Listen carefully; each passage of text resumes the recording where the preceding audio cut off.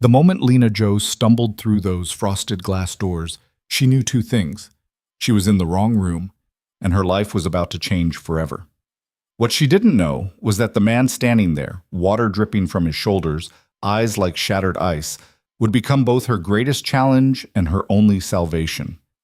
This is a story about walls we build to survive, and the courage it takes to let them fall. Stay with me until the end, hit that like button, and comment your city below so I can see how far this story travels. The elevator doors opened with a cheerful ping that mocked everything Lena Joe was feeling.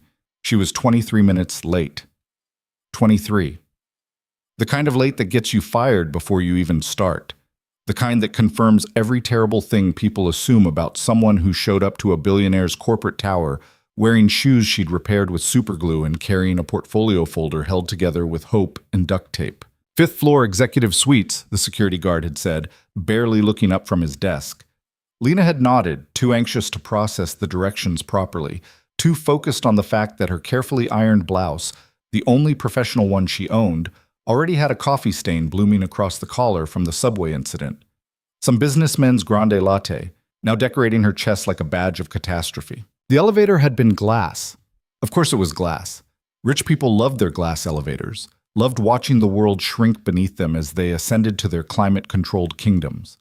Lena had pressed herself into the corner, trying to make herself smaller, invisible, as other passengers entered and exited. A woman in Chanel had wrinkled her nose slightly. A man in a suit that probably cost more than Lena's annual rent had shifted away. She was used to it. The doors opened on the fifth floor, and Lena practically fell out, clutching her folder and the ancient laptop bag that had belonged to her father.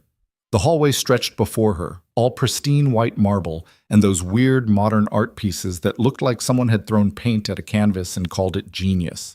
Translation department, she muttered, speed-walking past identical doors with frosted glass panels.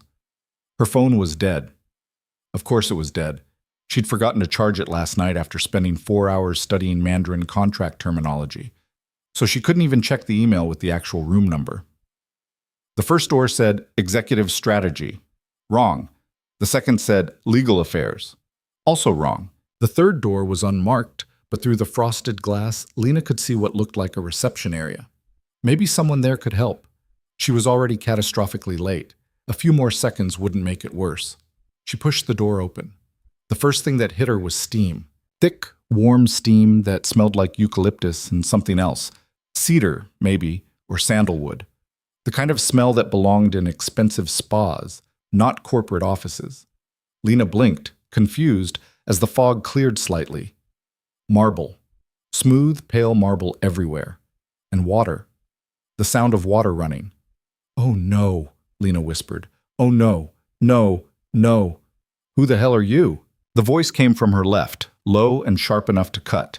Lena spun, and her folder exploded open, papers scattering across the wet marble floor like autumn leaves.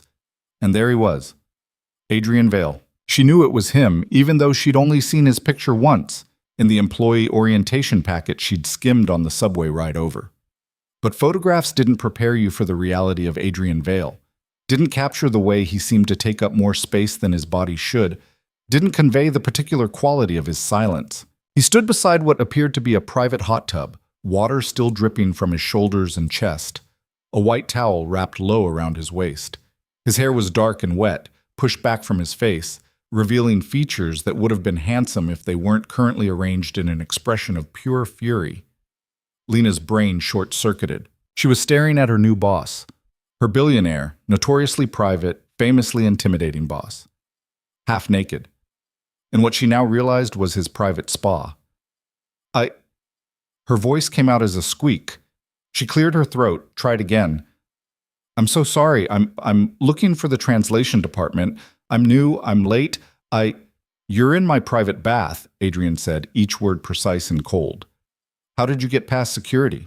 The guard said 5th floor, executive suites. I thought. Lena was backing up, trying to gather her papers, but they were getting wet. The ink already starting to run. Her resume. Her carefully prepared writing samples. Everything she'd needed to make a good first impression, now dissolving on this man's bathroom floor. Executive suites are East Wing. This is the West Wing. Private. As in, off limits. I'm sorry. I'm so sorry. Lena crouched down, trying to salvage what she could, but her hands were shaking so badly she could barely hold anything. One paper slipped from her fingers and landed directly in a puddle. She watched her translation of a Tang Dynasty poem, the one she'd spent 6 hours perfecting, turn into an illegible blur. When she looked up, Adrian was closer. He'd moved without sound, and now he stood over her, water still beading on his skin, his expression unreadable. "Stand up," he said. Lena stood, too quickly. She swayed slightly, lightheaded from panic and the steam and the fact that she'd skipped breakfast because she couldn't afford both breakfast and the subway fare. "What's your name?" "Lena. Lena Joe. I'm supposed to start today as a translator, but I'm late, and now I've—" She gestured helplessly at the mess. "I'll clean this up. I'll leave. I'm so sorry. Lena Joe." Adrian repeated it slowly, like he was filing it away. His eyes were gray. Not blue-gray or green-gray, just gray. The color of concrete, of storm clouds, of things that don't bend. The Mandarin English specialist. "Yes." She was still clutching her soggy folder. "Yes, that's me. I'm really very qualified. I know this looks terrible, but I promise. You're 25 minutes late to your first day." 27 now, probably. The words slipped out before Lena could stop them. Adrian's eyebrow rose a fraction of an inch. "Do you think this is funny?" "No. No, sir. I think this is a disaster." Lena took a breath, forced herself to meet his eyes, even though every instinct screamed to look away. "I think I just ruined my best chance at a decent job. I think I'm standing in my boss's private bathroom while he's in a towel, which is definitely not covered in any employee handbook I've ever read. And I think if I don't get out of here in the next 30 seconds, security's going to drag me out, and I'll have to explain to my landlord why I can't pay next month's rent." "Well, Amcha." Something flickered across Adrian's face. Not quite amusement. More like recognition, maybe. The kind of look you give someone when they've said something unexpectedly honest. "The translation department is on the 7th floor," he said. "Not the 5th. The guard gave you the wrong floor." "Oh." Lena felt her face burning. "Oh, that's just perfect. Take the elevator to 7. Turn left. 3rd door on the right. Ask for Margaret Chen. She's the department head." Okay, thank you." Lena started backing toward the door, still clutching her ruined papers. "Again, I'm so sorry about all of this. I'll go now." She turned, desperate to escape, but her foot caught on the edge of the wet marble. For one horrible, suspended moment, Lena felt herself falling backward, arms windmilling uselessly. Then Adrian caught her. His hand closed around her upper arm, steadying her with casual strength. Up close, she could see the faint scar along his jawline, the slight shadows under his eyes that suggested he didn't sleep enough, could smell whatever expensive soap he used, clean and sharp. "Careful," he said quietly. Their eyes met. Held. For a moment that stretched too long, that meant something Lena couldn't quite name. Then he released her, stepping back, and the distance between them felt like a wall slamming down. "Don't be late again, Miss Joe." Lena nodded, not trusting herself to speak, and fled. The 7th floor was mercifully easy to find. Margaret Chen turned out to be a middle-aged woman with kind eyes and an expression that suggested she'd seen every possible variety of first-day disaster. When Lena appeared in her doorway, breathless and still slightly damp, Margaret simply sighed and gestured to a chair. "You met him, didn't you?" What?" "Adrian Vale. You have that look, like you just had a close encounter with a particularly elegant shark." Margaret pulled out a fresh employee packet. "Don't worry. Most people survive it." "I walked into his private spa." Lena slumped in the chair. "On accident. While he was in a towel." Margaret's eyes widened. Then to Lena's surprise, she laughed. Actually laughed. A warm sound that filled the small office. "Oh, honey, that's a new one. In 15 years here, I've heard a lot of Adrian Vale horror stories, but nobody's managed that particular feat." She shook her head, still smiling. "The fact that you're still employed is actually impressive." "Am I? Still employed?" If he'd wanted you fired, security would have already escorted you out. Margaret slid the packet across the desk. Adrian Vale is many things. Demanding, difficult, occasionally impossible. But he's not unfair. If you can do the work, he doesn't care how you started. Lena wanted to believe that, needed to believe it really, because this job was the only thing standing between her and another month of ramen noodles and overdue bills. She'd been working 3 part-time jobs before this, tutoring rich kids in Mandarin, translating restaurant menus for $5 each, doing transcription work until her eyes burned. When the recruitment email had come through, she'd almost deleted it as spam. Junior translator position, Vale Industries. Salary that was triple what she currently made. Too good to be true, obviously. Except it wasn't spam. It was real.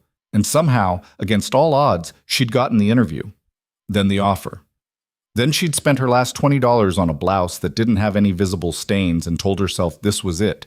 This was the break she needed. And she'd walked into her boss's bathroom. "What's he like?" Lena heard herself ask. Really, everyone says he's brilliant, ruthless, but nobody talks about him. Margaret's smile faded slightly. She was quiet for a moment, considering. "He's a good man carrying a lot of weight," she said finally. "He doesn't let people see it, but it's there. And he's a good father." Father? Lena blinked. She hadn't known that. The articles she'd read, quick Google searches on her phone during breaks, had mentioned Adrian Vale was single, wealthy, self-made. Nothing about a child. His daughter Emma, she's 4. Sweetest little thing you'll ever meet. Margaret's expression softened. He raises her alone, has since she was born. Questions crowded Lena's mind, but before she could ask, Margaret was standing, all business again. "Come on, let me show you your desk. You've got a contract translation due by end of day, Chinese pharmaceutical merger, about 200 pages. Think you can handle it?" Lena stood, squaring her shoulders. 200 pages. 5 hours until end of business. She'd translated longer documents in worse circumstances. "Yes," she said. "I can handle it." The translation department occupied a corner of the 7th floor, a cluster of cubicles that smelled like coffee and stress. Lena's desk was the smallest, wedged between a filing cabinet and a window that looked out over the city. She loved it immediately. The contract was waiting in her inbox, and Lena dove in, grateful for something to focus on besides her mortifying morning. Chinese pharmaceutical terminology was dense, technical, full of specialized vocabulary that didn't translate directly. But Lena had always been good with languages, had a feel for the rhythm and flow of translation that went beyond just word-for-word conversion. Her father had taught her that. Before he died, before everything fell apart.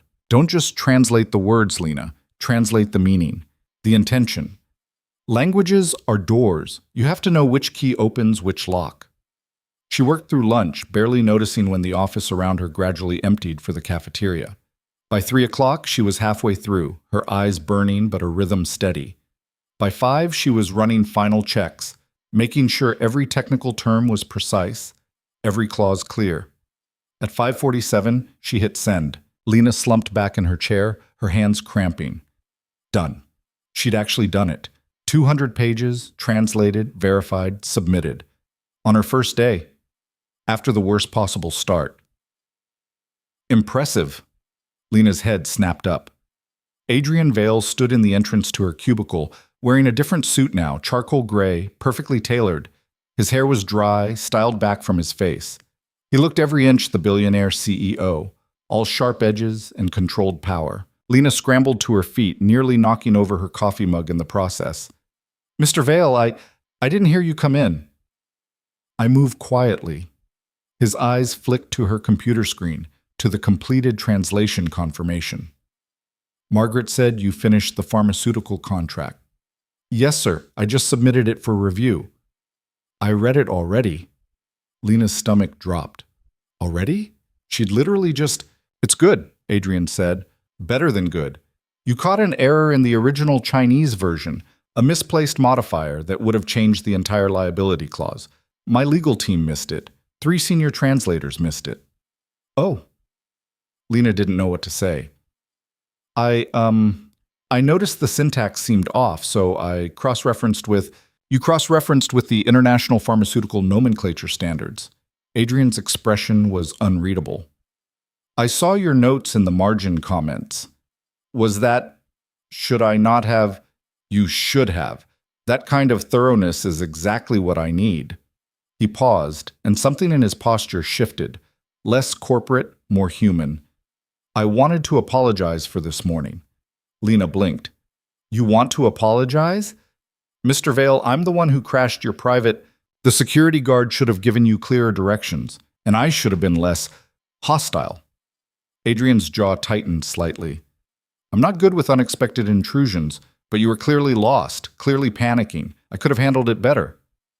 This was surreal. Her billionaire boss apologizing to her, the same man who, according to office gossip, had once made a senior executive cry during a presentation. It's okay, Lena said. I mean, I understand.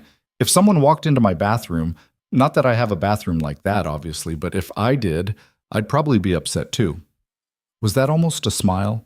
Just a flicker at the corner of Adrian's mouth, gone before Lena could be sure. Get some rest, Miss Joe. Tomorrow's going to be more intense. We have a board meeting at 9. I need you there to translate for our Taiwanese investors. Tomorrow? But I just started. You'll be fine. Adrian was already turning to leave. Wear something without coffee stains. He was gone before Lena could respond. She stood there, alone in her cubicle, trying to process what had just happened. Her first day. The worst start imaginable. A completed translation that apparently impressed one of the most demanding men in the industry. And an assignment to a board meeting that was definitely several levels above her pay grade. Lena looked out the window. The city sprawled below, lights beginning to twinkle as dusk settled in. Somewhere out there was her tiny studio apartment, her stack of overdue bills, her life that had felt like it was constantly one disaster away from collapse. Maybe, just maybe, things were about to change. The board meeting was in a room that probably cost more than Lena's entire education. Floor-to-ceiling windows.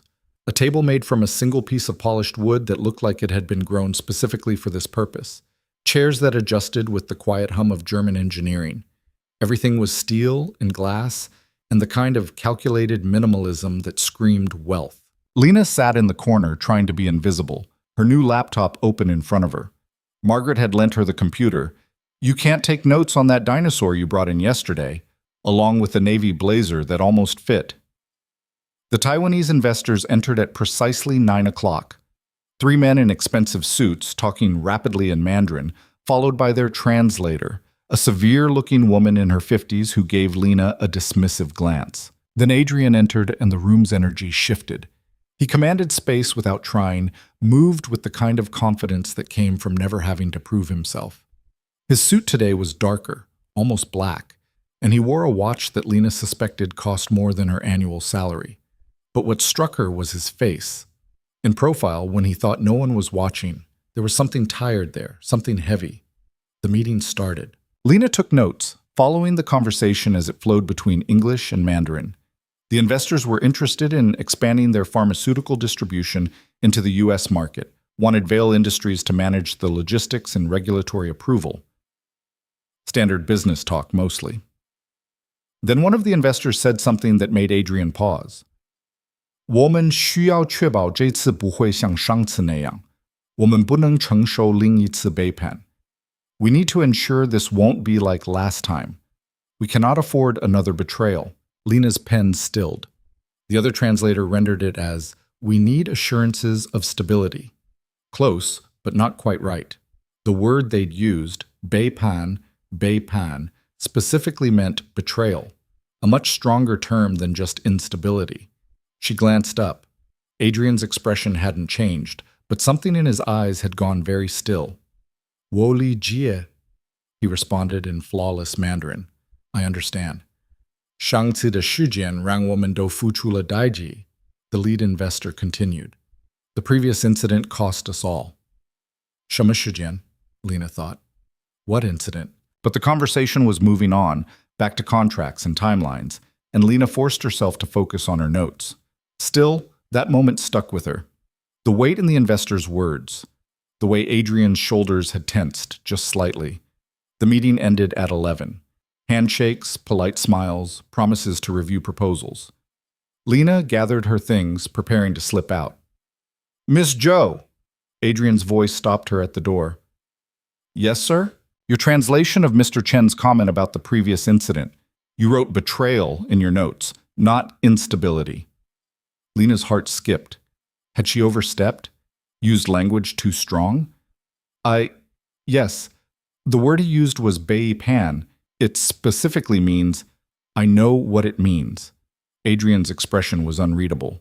You're the first translator we've had who's been that precise. Most of them soften difficult words, try to make things sound more diplomatic. Should I have? No. You should always translate exactly what's said.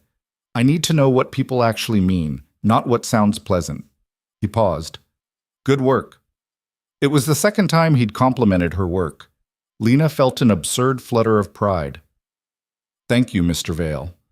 She turned to leave again, but Adrian spoke once more. Do you speak any other languages besides Mandarin and English? Cantonese, Japanese. Some Korean? I'm not fluent, but I can get by. And I read classical Chinese if that's useful. Impressive range. My father was a linguistics professor. The words came out before Lena could stop them. He believed languages were the key to understanding people, their culture, their values, the way they think. Lena swallowed. He died 6 years ago. Adrian was quiet for a moment. When he spoke, his voice had lost some of its corporate edge. I'm sorry. Thank you. Lena shifted her laptop bag. He would have loved this job. All these different languages, different cultures. He always said the best translators were bridges, not barriers. Bridges, not barriers, Adrian repeated softly. That's a good philosophy. For a moment, they stood there in the empty boardroom, the morning light streaming through the windows. Lena caught herself studying his face again, noticing the small details. The slight silver at his temples, the way his tie was knotted perfectly, but his cufflinks were mismatched, one silver, one gunmetal gray. A small imperfection in an otherwise flawless appearance. I should go, Lena said. I have a contract review at noon. Adrian nodded. Dismissed. It should have sounded cold, military, but somehow, the way he said it, it almost felt like courtesy. The weeks that followed fell into a rhythm Lena hadn't expected. Adrian was demanding, relentlessly, exhaustingly demanding. He wanted translations fast, accurate, nuanced. He'd send her documents at midnight with a note saying, "Need this by morning." He'd interrupt her lunch to ask for a verbal translation of a conference call. He'd question her word choices, push her to explain her reasoning, challenge her interpretations. Other translators in the department started avoiding his projects. Lena thrived on them. Maybe it was stubborn pride. Maybe it was the memory of all those years scraping by, proving herself over and over. Or maybe it was something else.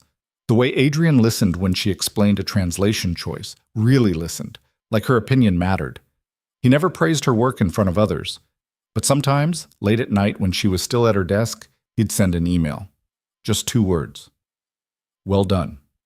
Lena saved every single one. She learned his patterns. Learned that he took his coffee black, 3 cups before noon. Learned that he got tense when anyone mentioned past business deals from 5 years ago.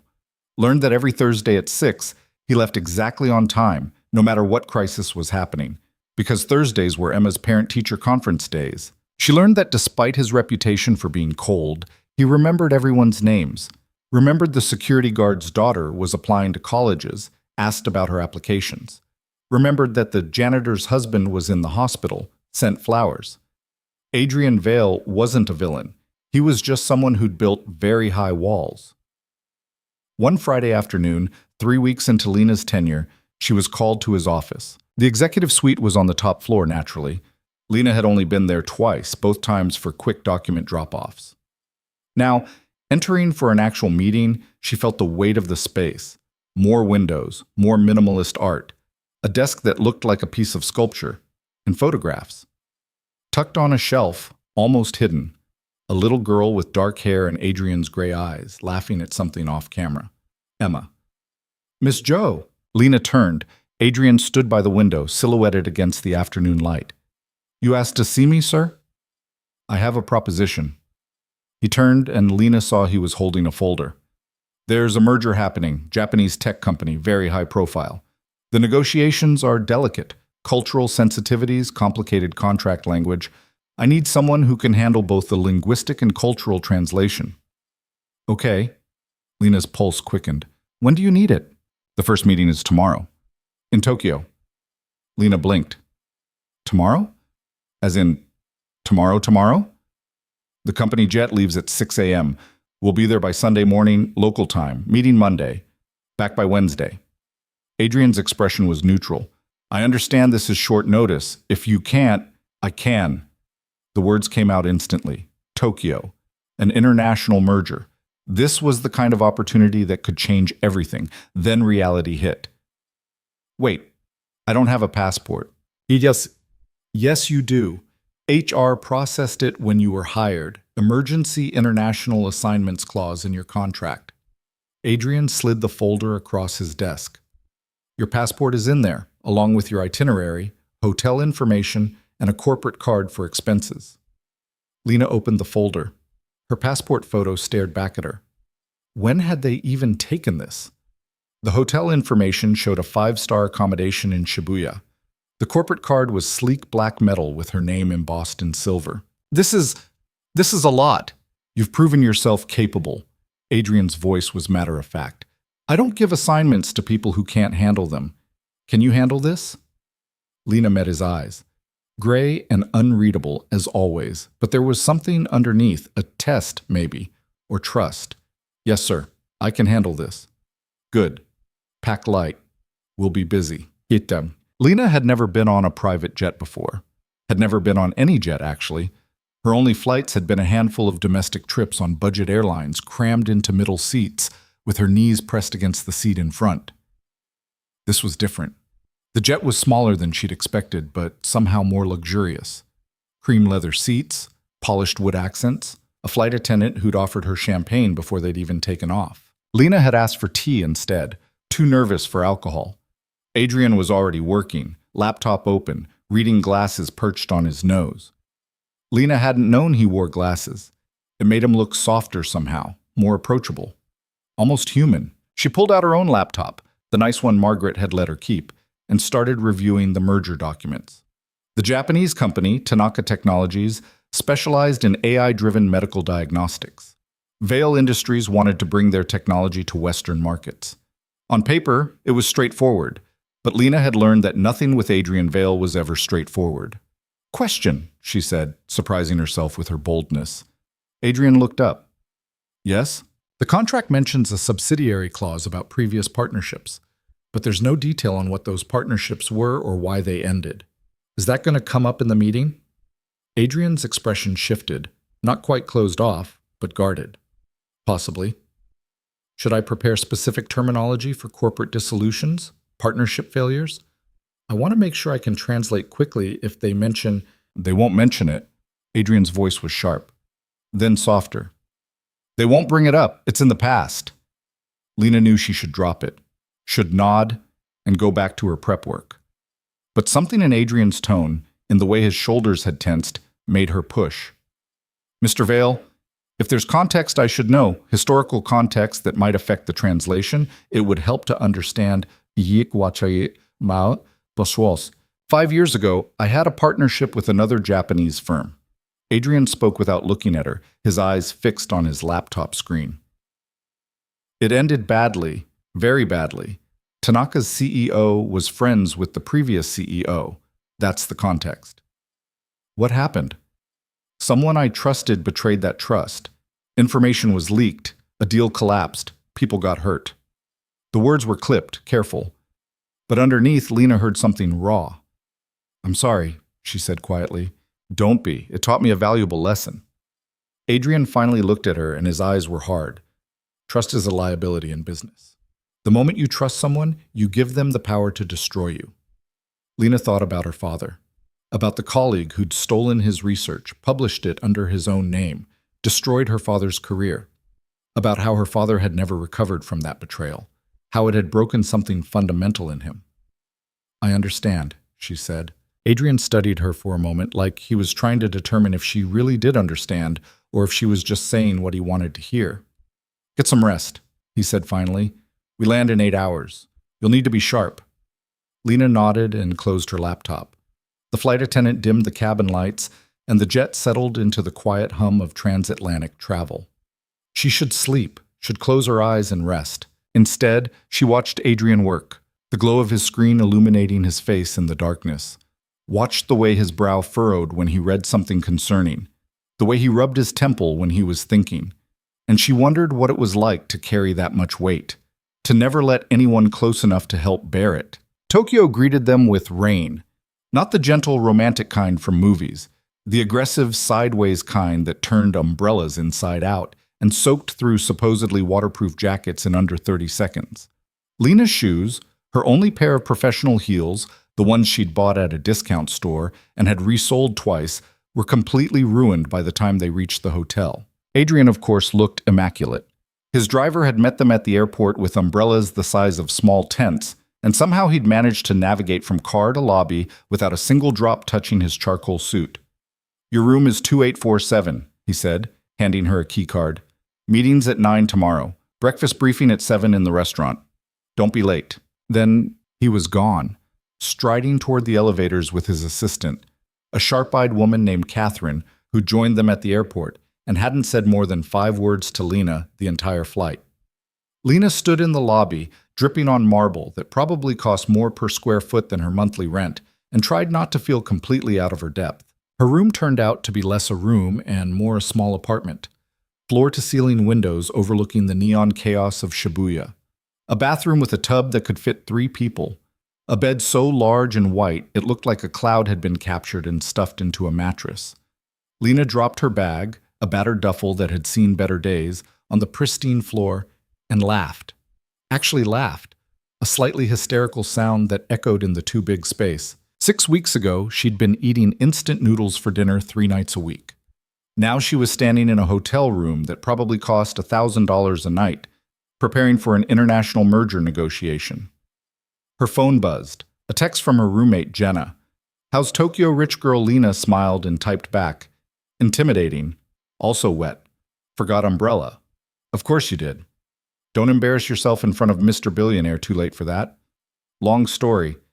Tell you when I get back." She set the phone down and walked to the window.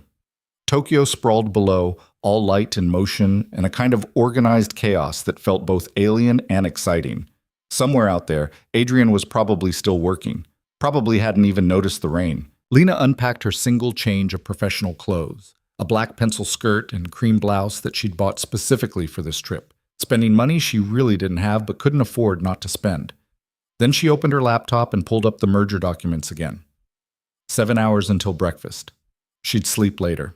The documents were dense, full of technical medical terminology and legal clauses that required her to cross-reference 3 different dictionaries. But as Lena worked through them, she started noticing patterns, specific phrases that kept repeating, references to prior arrangements and historical considerations that seemed deliberately vague. She made notes in the margins, flagging sections that might need clarification, questions she should ask before the meeting started. At some point, exhaustion caught up with her. Lena woke up slumped over her laptop, the sky outside turning that peculiar pre-dawn gray. Her neck ached, her eyes felt like sandpaper, and she had approximately 45 minutes to shower and look like a competent professional. She made it to the restaurant at 7:03. Adrian was already there, sitting at a table by the window, reading something on his tablet. He looked up when she approached, and Lena braced herself for a comment about her 3-minute tardiness. Instead, he just gestured to the seat across from him. "Coffee or tea?" "Coffee, please." Lena sat, trying not to notice how tired she looked in the reflection of the window. "Strong coffee." Adrian signaled the waiter, ordered in flawless Japanese. The coffee arrived within seconds, dark and bitter, and exactly what Lena needed. "You look like you didn't sleep," Adrian observed. "I was reviewing the documents. I had some questions about—" "Later. Eat first. You can't translate on an empty stomach." It wasn't a suggestion. Adrian pushed a menu toward her, and Lena found herself ordering more food than she'd normally eat in 2 days. Eggs, rice, grilled fish, miso soup. The kind of breakfast that people ate when they weren't constantly calculating the cost per meal. They ate in silence for a few minutes. Then Adrian spoke, not looking up from his tablet. "What were your questions?" Lena pulled out her own notes, grateful she'd had the foresight to bring them. The contract keeps mentioning historical partnerships, but never specifies which ones. If Tanaka's CEO brings up your previous work in Japan, I need to know the correct terminology. Was it a joint venture, a subsidiary agreement, a licensing deal? Joint venture. Medical equipment distribution. It lasted 18 months before... Adrian's jaw tightened. Before it ended. And the reason for termination? Breach of contract, intellectual property theft. Take your pick. Lena scribbled notes. If they mention the previous CEO, the one you worked with, what's his name? I want to make sure I recognize it if it comes up. Adrian set down his tablet. Takahashi Kenji. But he won't come up. He died 3 years ago. Oh. Lena's pen stilled. I'm sorry, I didn't... Heart attack. He was 62. Adrian's voice was flat, giving nothing away. The betrayal wasn't his fault. He was betrayed too. There was something there, something heavy beneath the words. But before Lena could probe further, Catherine appeared at their table. Car's here. Tanaka's office is 20 minutes away, but traffic's bad. We should leave now. Adrian stood and Lena scrambled to follow, shoving the last bite of rice into her mouth and grabbing her folder. Professional, graceful, absolutely neither of those things. The car ride was tense. Catherine spent the entire time on her phone, speaking rapid Japanese to someone. Adrian stared out the window, his expression unreadable, and Lena reviewed her notes, trying to calm the anxiety building in her chest. This was big. Bigger than anything she'd ever done. If she messed up, if she mistranslated something crucial, missed a nuance, it could cost millions, could destroy this deal, could get her fired. Stop spiraling. Lena's head snapped up. Adrian was looking at her now, those gray eyes seeing too much. I'm not... You're gripping that folder so hard you're going to tear it. And you haven't taken a breath in about 30 seconds. He leaned back in his seat. You're prepared. You know the material. Trust yourself. Easy for you to say. You've done this 100 times. And the first time, I threw up in a bathroom before the meeting. Lena blinked. You did? I was 26. Trying to close a deal worth more than my entire company at the time, spent 15 minutes hunched over a toilet, convinced I was going to ruin everything. A ghost of a smile crossed his face. I didn't, and you won't. It was the most personal thing he'd ever shared with her. Lena felt something shift in her chest, some of the anxiety loosening. Thank you, she said quietly. Adrian nodded and turned back to the window. Tanaka Technologies occupied a sleek glass building in Minato. The lobby was all minimalist design and carefully tended bamboo plants. A receptionist greeted them with deep bows, and they were ushered into an elevator that rose smoothly to the 15th floor. The conference room was already full when they arrived. 5 Japanese executives in dark suits. A woman who was clearly their translator, older than Lena, wearing pearls and an expression of professional disinterest. And at the head of the table, a man in his 50s with silver-streaked hair and sharp, intelligent eyes. Tanaka Hiroshi, the CEO. He stood when Adrian entered, and the two men bowed. Not the casual bow of business associates, but something deeper, more formal. Vale-san, o hisashiburi desu.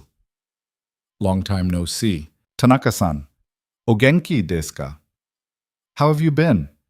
The formalities continued in Japanese, and Lena found herself translating quietly into her recorder, creating a backup record. Adrian's Japanese was excellent, but there were moments where Tanaka used formal, archaic phrases that clearly challenged even his fluency. They settled into their seats.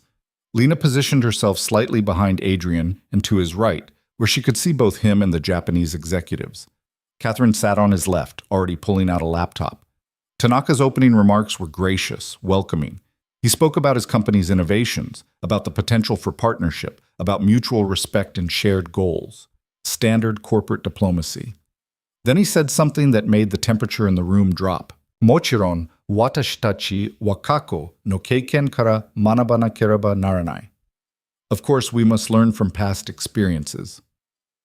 The other translator rendered it as, we must be forward-thinking. Wrong. Lena's hands tightened on her pen. The phrase Tanaka had used, kako no keiken, specifically meant past experiences, past mistakes. He was talking about history, not the future. She leaned forward slightly, caught Adrian's eye. He gave her the smallest nod. Permission. Excuse me, Lena said in Japanese, her voice steady despite her racing heart. Tanaka-san, anata wa kako no keiken to iimashita ka? You said past experiences? Tanaka turned to her, and Lena saw surprise flicker across his face. The other translator looked affronted. Hi. Yes. Dono yona keiken desu ka? What kind of experiences? A long pause. The other executives exchanged glances. Then Tanaka smiled, and it didn't quite reach his eyes. Takahashi-san to no keiken desu? The experiences with Takahashi-san. Lena felt Adrian tense beside her, though his expression didn't change. She translated quickly, keeping her voice neutral. Mr. Tanaka is referencing the previous partnership, the one with Takahashi Kenji. I understood him, Adrian said quietly. Then in Japanese, Takahashi-san wa yoi hito deshita, kare no shi wa higeki deshita. Takahashi-san was a good man. His death was a tragedy. Shikashi kare wa ayamata. But he was mistaken. Tanaka's words were soft, almost gentle, but they carried weight. Takahashi was mistaken. Nani ni tsuite? About what? Dere o shinjiru ka? About whom to trust. The silence that followed was heavy enough to crush. Lena translated the exchange, her mouth dry. This wasn't just business anymore. This was personal. Adrian was very still. When he spoke, his voice was controlled, but Lena could hear the edge underneath. Watashi mo onaji machigai o shimashita. I made the same mistake. Shiteru. I know. Tanaka leaned forward, and his expression shifted. Less formal business partner, more something else. Empathy, maybe. Or understanding. Vale-san, watashi tachi wa anata o sonkei shitemasu. Anata ga dono you ni saiken shita ka? Shikashi, kono partnership o susumeru mae ni iai, watashi tachi wa shiru hitsuyou ga iimasu. Anata wa mada kako ni torawarete imasu uka. Renazubu catchido. She translated carefully. Mr. Vale, we respect you, how you rebuilt. But before we proceed with this partnership, we need to know, are you still trapped in the past? Every eye in the room was on Adrian. Lena could see the muscle in his jaw working, could feel the tension radiating from him. For a moment, she thought he might walk out, might end the meeting right there. Instead, he took a breath and answered in English, letting Lena translate his words into Japanese. The past doesn't trap me. It teaches me. What happened with the previous partnership, what was stolen, what was destroyed, it made me better at my job. More careful, more thorough. He paused. But it didn't make me a coward. I'm here because I believe in your technology, because I think we can do something significant together, and I'm willing to take that risk. Lena translated, keeping her voice steady even as she felt the weight of what Adrian was revealing. This wasn't just about business. This was about him choosing to trust again, despite everything that had happened before. Tanaka listened to the translation, then nodded slowly. Yoi. Good. He gestured to one of his executives, who pulled out a new document. The tension in the room eased, conversation shifting back to technical specifications and timelines. But Lena couldn't shake the feeling that something important had just happened. Some test had been passed, some invisible barrier crossed. The meeting lasted 4 hours. By the end, Lena's hand was cramping from notes, her throat dry from constant translation. But they had the outline of an agreement. Not finalized. There would be more meetings, more negotiations, but the foundation was there. As they left the building, Catherine walking ahead to call the car, Adrian turned to Lena. That was well done. The way you caught the mistranslation about past experiences, if you hadn't pushed back, we would have spent the whole meeting talking past each other. I just translated what he actually said. No, you understood the subtext. The other translator was smoothing over the difficult parts, trying to make everything sound pleasant. You gave me the truth. Adrian looked at her directly. That's rare and valuable. Lena felt warmth spread through her chest, pride mixing with something else she couldn't quite name. Thank you. The car arrived, and they climbed in. Catherine immediately started typing on her phone, but Adrian just sat back, eyes closed, looking more exhausted than Lena had ever seen him. Are you okay? The question slipped out before she could stop it. Adrian opened his eyes. Why wouldn't I be? That got pretty intense in there, personal. Business is always personal. People who say otherwise are lying to themselves. He was quiet for a moment. Takahashi was my mentor. When I first tried to expand into Asian markets, he was the one who helped me navigate the cultural differences, the business practices I didn't understand. And when someone close to both of us betrayed that trust, sold our proprietary research to a competitor, it destroyed him. I'm sorry. He died believing I blamed him. We hadn't spoken in 2 years when he had the heart attack. Adrian's voice was flat, carefully controlled. So, yes, that meeting was intense, but it was necessary. Lena wanted to say something comforting, something profound, but she had a feeling Adrian wouldn't want that. So instead, she just nodded and turned to look out the window. They spent the rest of the day in meetings, smaller sessions with Tanaka's technical team, walking through product specifications and market projections. Lena translated until the words started blurring together, until she had to check her notes to remember which meeting was which. By the time they got back to the hotel, it was past midnight Tokyo time. Lena's entire body ached, her voice was hoarse, and she was pretty sure she'd earned about 17 hours of sleep. Tomorrow's lighter, Catherine said as they entered the lobby. Just a working lunch and a facility tour. Meeting at noon. Great, Lena managed. I'll be there. She practically crawled to her room, kicked off her ruined shoes, and face-planted onto the cloud bed without even bothering to change clothes. Her phone buzzed. A text from Adrian. Excellent work today. Take the morning off. Noon is fine. Lena stared at the message for a long moment. Adrian Vale, telling her to sleep in, giving her a break. Maybe he was human after all. She set her alarm for 10, plugged in her phone, and was asleep before her head hit the pillow. The facility tour turned out to be fascinating. Tanaka Technologies had a research center just outside Tokyo, all glass walls and clean rooms where technicians in white suits worked on AI diagnostic equipment that looked like it belonged in science fiction. Lena found herself genuinely interested, asking questions that went beyond just translation. How did the AI learn to recognize different diseases? What was the error rate? How did they handle patient privacy concerns? One of the lead researchers, a woman about Lena's age named Yuki, seemed delighted to explain. And soon they were deep in a conversation that was part technical discussion, part mutual language practice. Adrian watched from a distance, talking with Tanaka about manufacturing partnerships. But Lena caught him glancing over a few times, and once, just once, she thought she saw him almost smile. The working lunch was in a private room at a restaurant that had 3 Michelin stars. Lena tried not to embarrass herself with the kaiseki meal, following Adrian's lead on which dishes to eat when, which chopsticks to use for what. You're adapting well, Catherine murmured at one point, sounding almost approving. Most translators we bring on international trips spend half their time looking terrified of the food.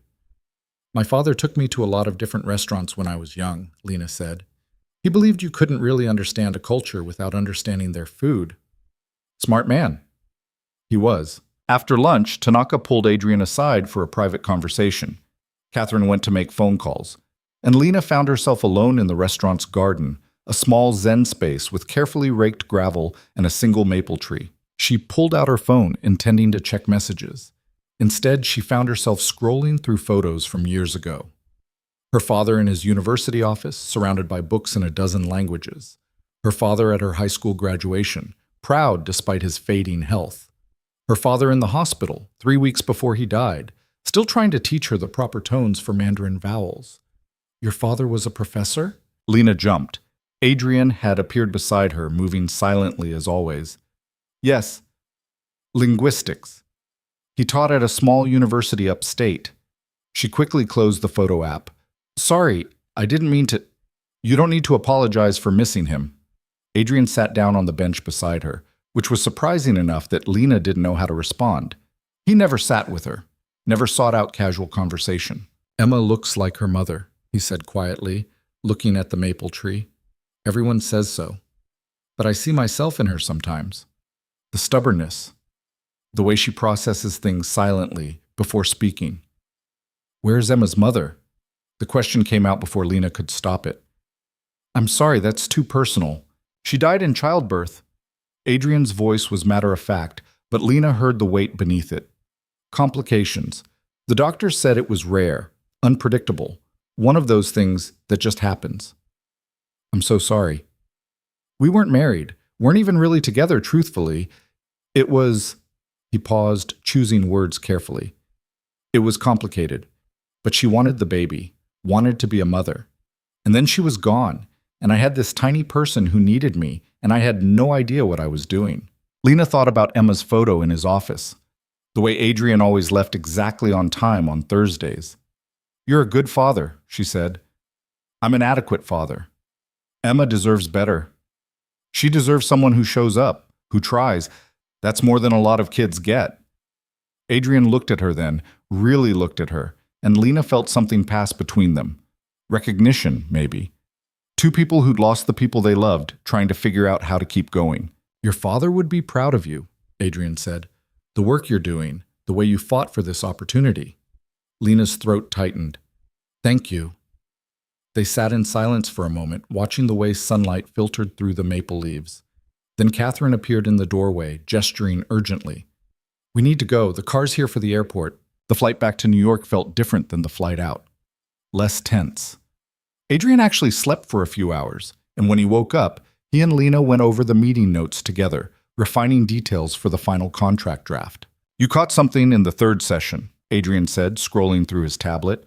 About the distribution timeline. The original Japanese said within 6 months, but the translator rendered it as approximately 6 months.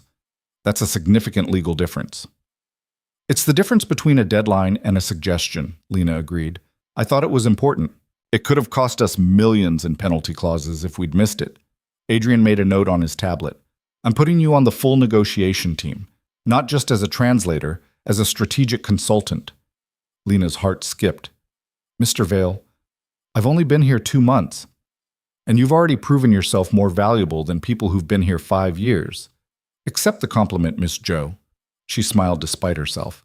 Okay, thank you. You'll get a salary adjustment too. Catherine will handle the paperwork. That's really not...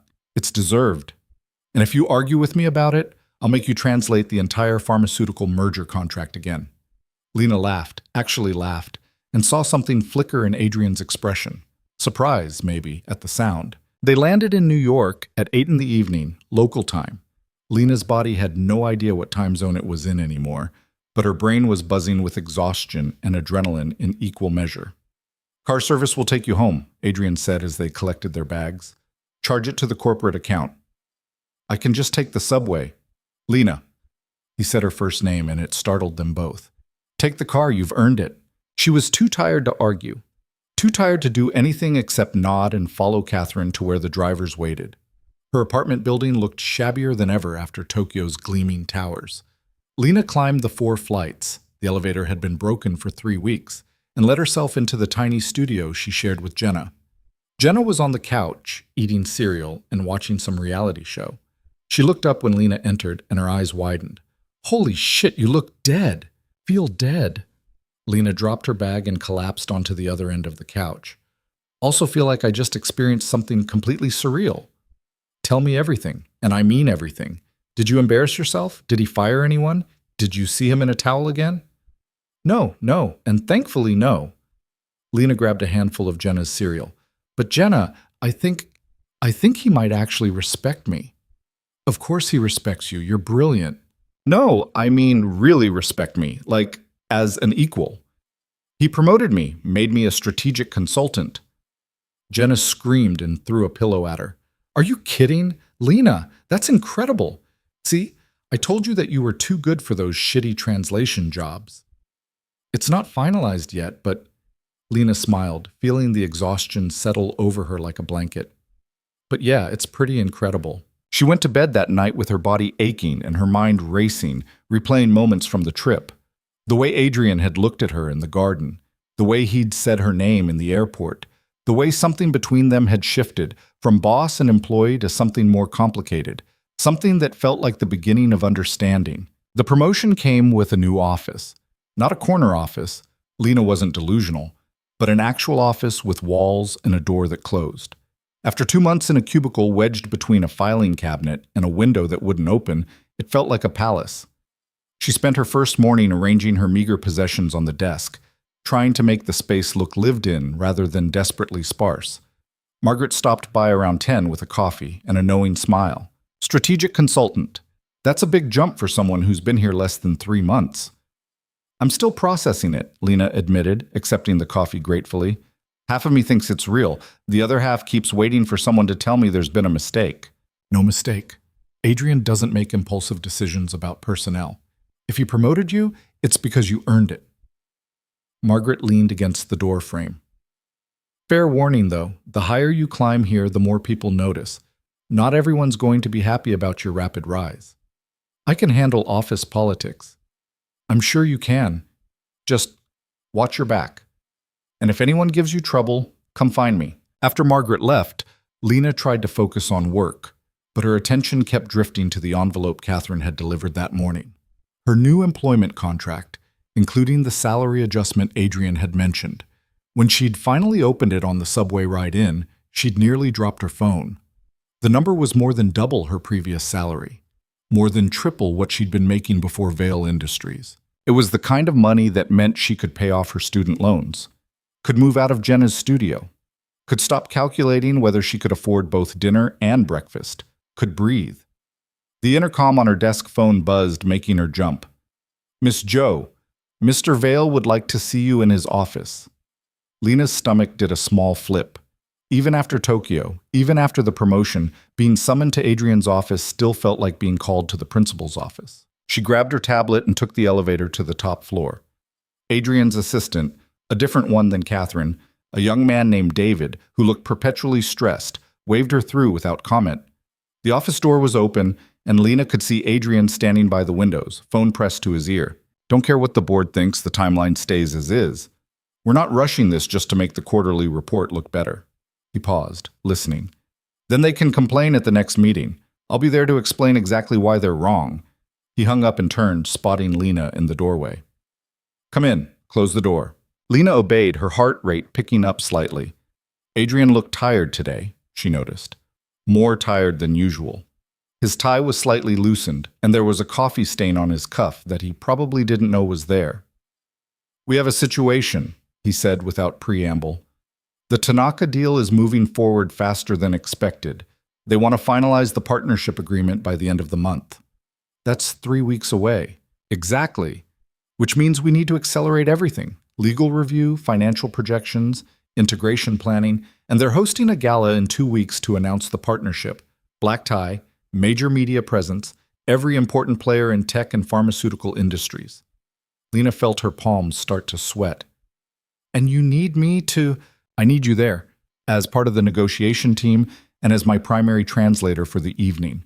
There will be multiple languages in play. Japanese, obviously, but also Mandarin, Korean.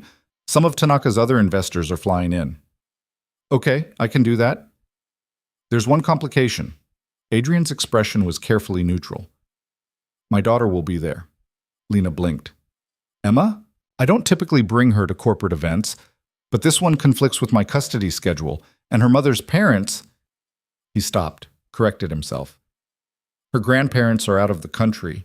My regular babysitter has the flu. So Emma comes with me, or I don't go at all. And you need to go. Yes. Adrian looked uncomfortable, which was unusual enough that Lena paid attention. I'm telling you this because Emma can be... She's 4. She gets overwhelmed in crowds, doesn't like loud noises. If she has a meltdown in the middle of this gala, it's going to be a problem. You want me to help keep an eye on her? I know it's not in your job description. I don't mind.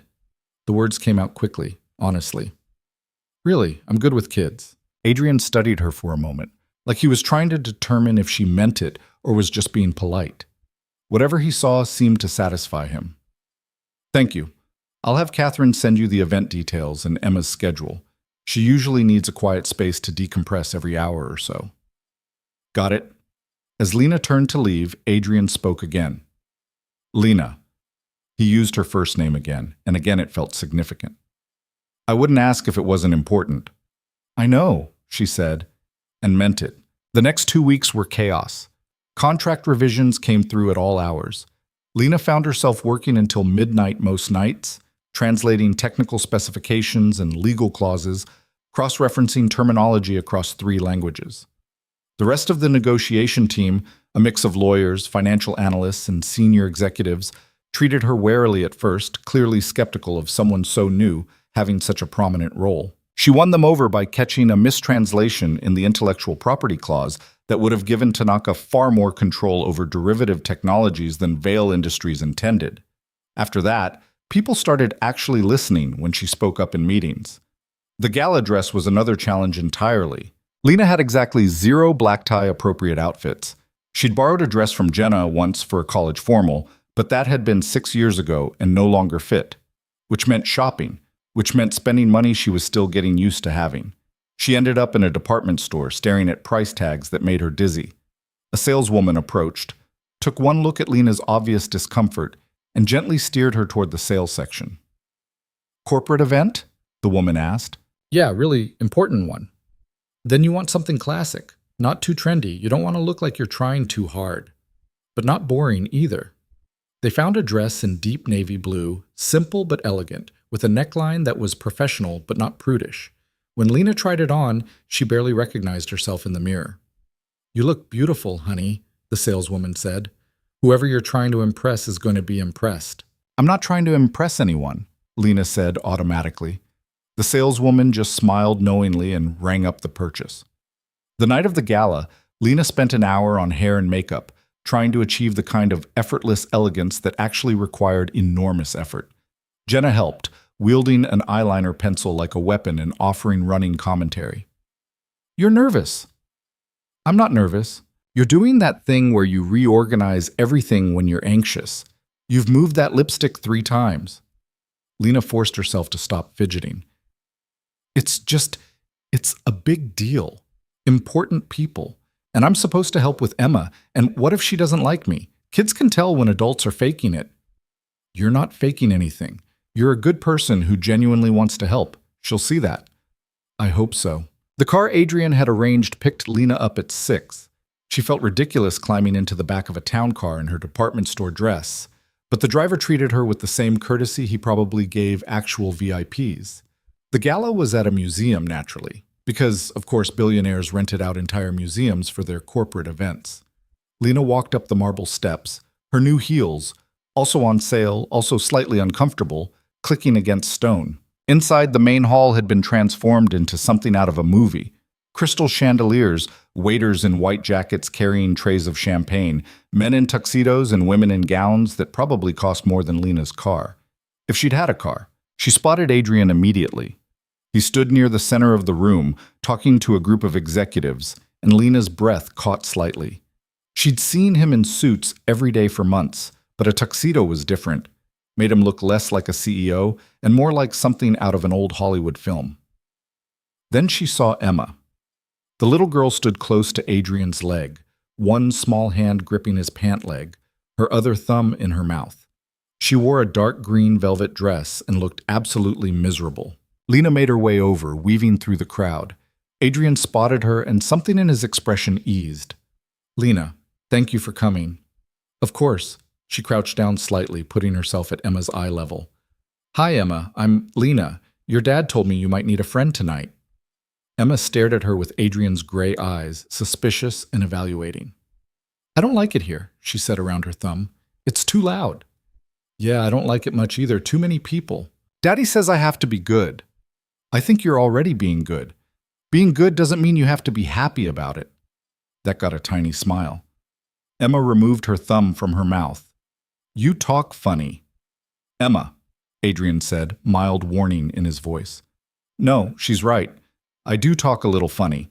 My dad was from California, my mom was from Taiwan, and I grew up in New York, so I'm a mixed-up kind of person." "I'm mixed up too," Emma said seriously. "Daddy says I'm perfect exactly how I am, but sometimes I don't feel perfect." Lena's heart squeezed. "Nobody feels perfect all the time. That's okay." "Are you Daddy's friend?" "I work with your daddy." "That's not what I asked." Lena glanced up at Adrian, who was suddenly very interested in his drink. "I guess I am his friend. Kind of." "Good. He needs more friends. He's always working." Before Adrian could respond to that particular bit of truth, Tanaka Hiroshi appeared with his wife, an elegant woman in a silver gown. Adrian straightened, slipping back into corporate mode, and Lena rose to her feet. The conversations that followed were a blur of Japanese and English, business talk, and polite society chit-chat. Lena translated smoothly, barely thinking about it, while keeping half her attention on Emma, who had retreated back to her position clinging to Adrian's leg. After about 30 minutes, Emma tugged on Lena's dress. "I need to be quiet now," she whispered. Lena understood immediately. She touched Adrian's elbow lightly, interrupting his conversation with a Korean investor. "Excuse me, Mr. Vale, Emma needs a break." Adrian's eyes flickered to his daughter, saw her distress, and nodded. "There's a room set aside, down that hallway, second door on the left. David has the key." Lena found David, got the key, and led Emma to what turned out to be a small office that had been converted into a quiet space. Someone, probably Adrian, had thought to bring Emma's backpack, which contained a tablet, headphones, and her favorite stuffed animal, a rabbit with one ear shorter than the other. "Thank you," Emma said, already pulling on the headphones. "The noise makes my brain feel fuzzy." "I get that. My brain feels fuzzy too sometimes." Lena sat on the floor beside Emma, pulling out her phone to review some notes for later meetings. They stayed like that for nearly 20 minutes, Emma watching something on her tablet, Lena working quietly beside her. "Lena? Yeah? Do you think my daddy's sad?" The question caught Lena off guard. She set down her phone, considering how to answer. "Why do you think he's sad?" "He smiles at me, but sometimes his eyes don't smile. Mommy used to say that's how you know someone's really sad, when their eyes don't match their mouth." Lena's throat tightened. "Your mommy sounds like she was very smart." "I don't remember her much, just little pieces. She smelled like flowers, and she sang to me." Emma hugged her rabbit closer. "Daddy doesn't talk about her. I think it makes him too sad." Sometimes grown-ups have a hard time talking about people they miss. Do you miss someone? Yeah, my dad. He died when I was a little older than you. Does it stop hurting? Lena thought about lying, about giving the kind of comforting platitude adults usually offered children. But Emma's eyes were too serious, too knowing. "No," she said honestly, "but it hurts different, less sharp, more like a bruise than a cut." Emma nodded like this made perfect sense. Then she put her tablet down and climbed into Lena's lap, a gesture of trust that made Lena's eyes sting. "I think Daddy needs someone to make his eyes smile again," Emma said. "Will you help?" Emma, that's not really something I can." "Please?"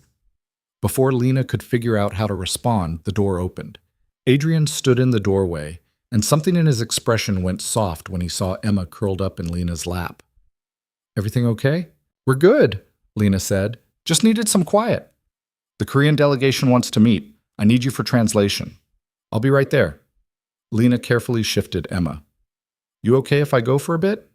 Emma nodded. "Can I stay here?" "David's outside. He'll sit with you," Adrian said. Then to Lena, "Thank you." "She's a good kid." "She is. She also doesn't warm up to people easily. You must have made quite an impression." They walked back to the main hall together, falling into step naturally. The gala was in full swing now, music playing, people dancing, champagne flowing freely.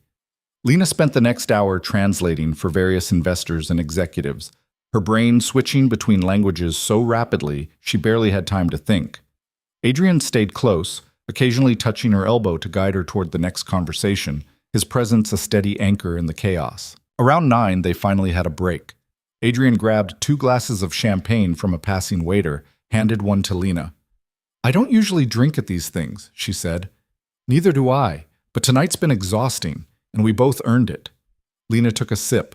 The champagne was dry, expensive, nothing like the cheap sparkling wine she and Jenna bought for New Year's. "Emma asked me if I thought you were sad," she said before she could stop herself. Adrian's expression shuddered. "What did you tell her?" "That sometimes it's hard for grown-ups to talk about people they miss." Diplomatic answer. "She's 4. She doesn't need complicated truths." "No, she needs her father to be less of a mess." Adrian took a long drink of his champagne. "I'm not good at this. The emotional part.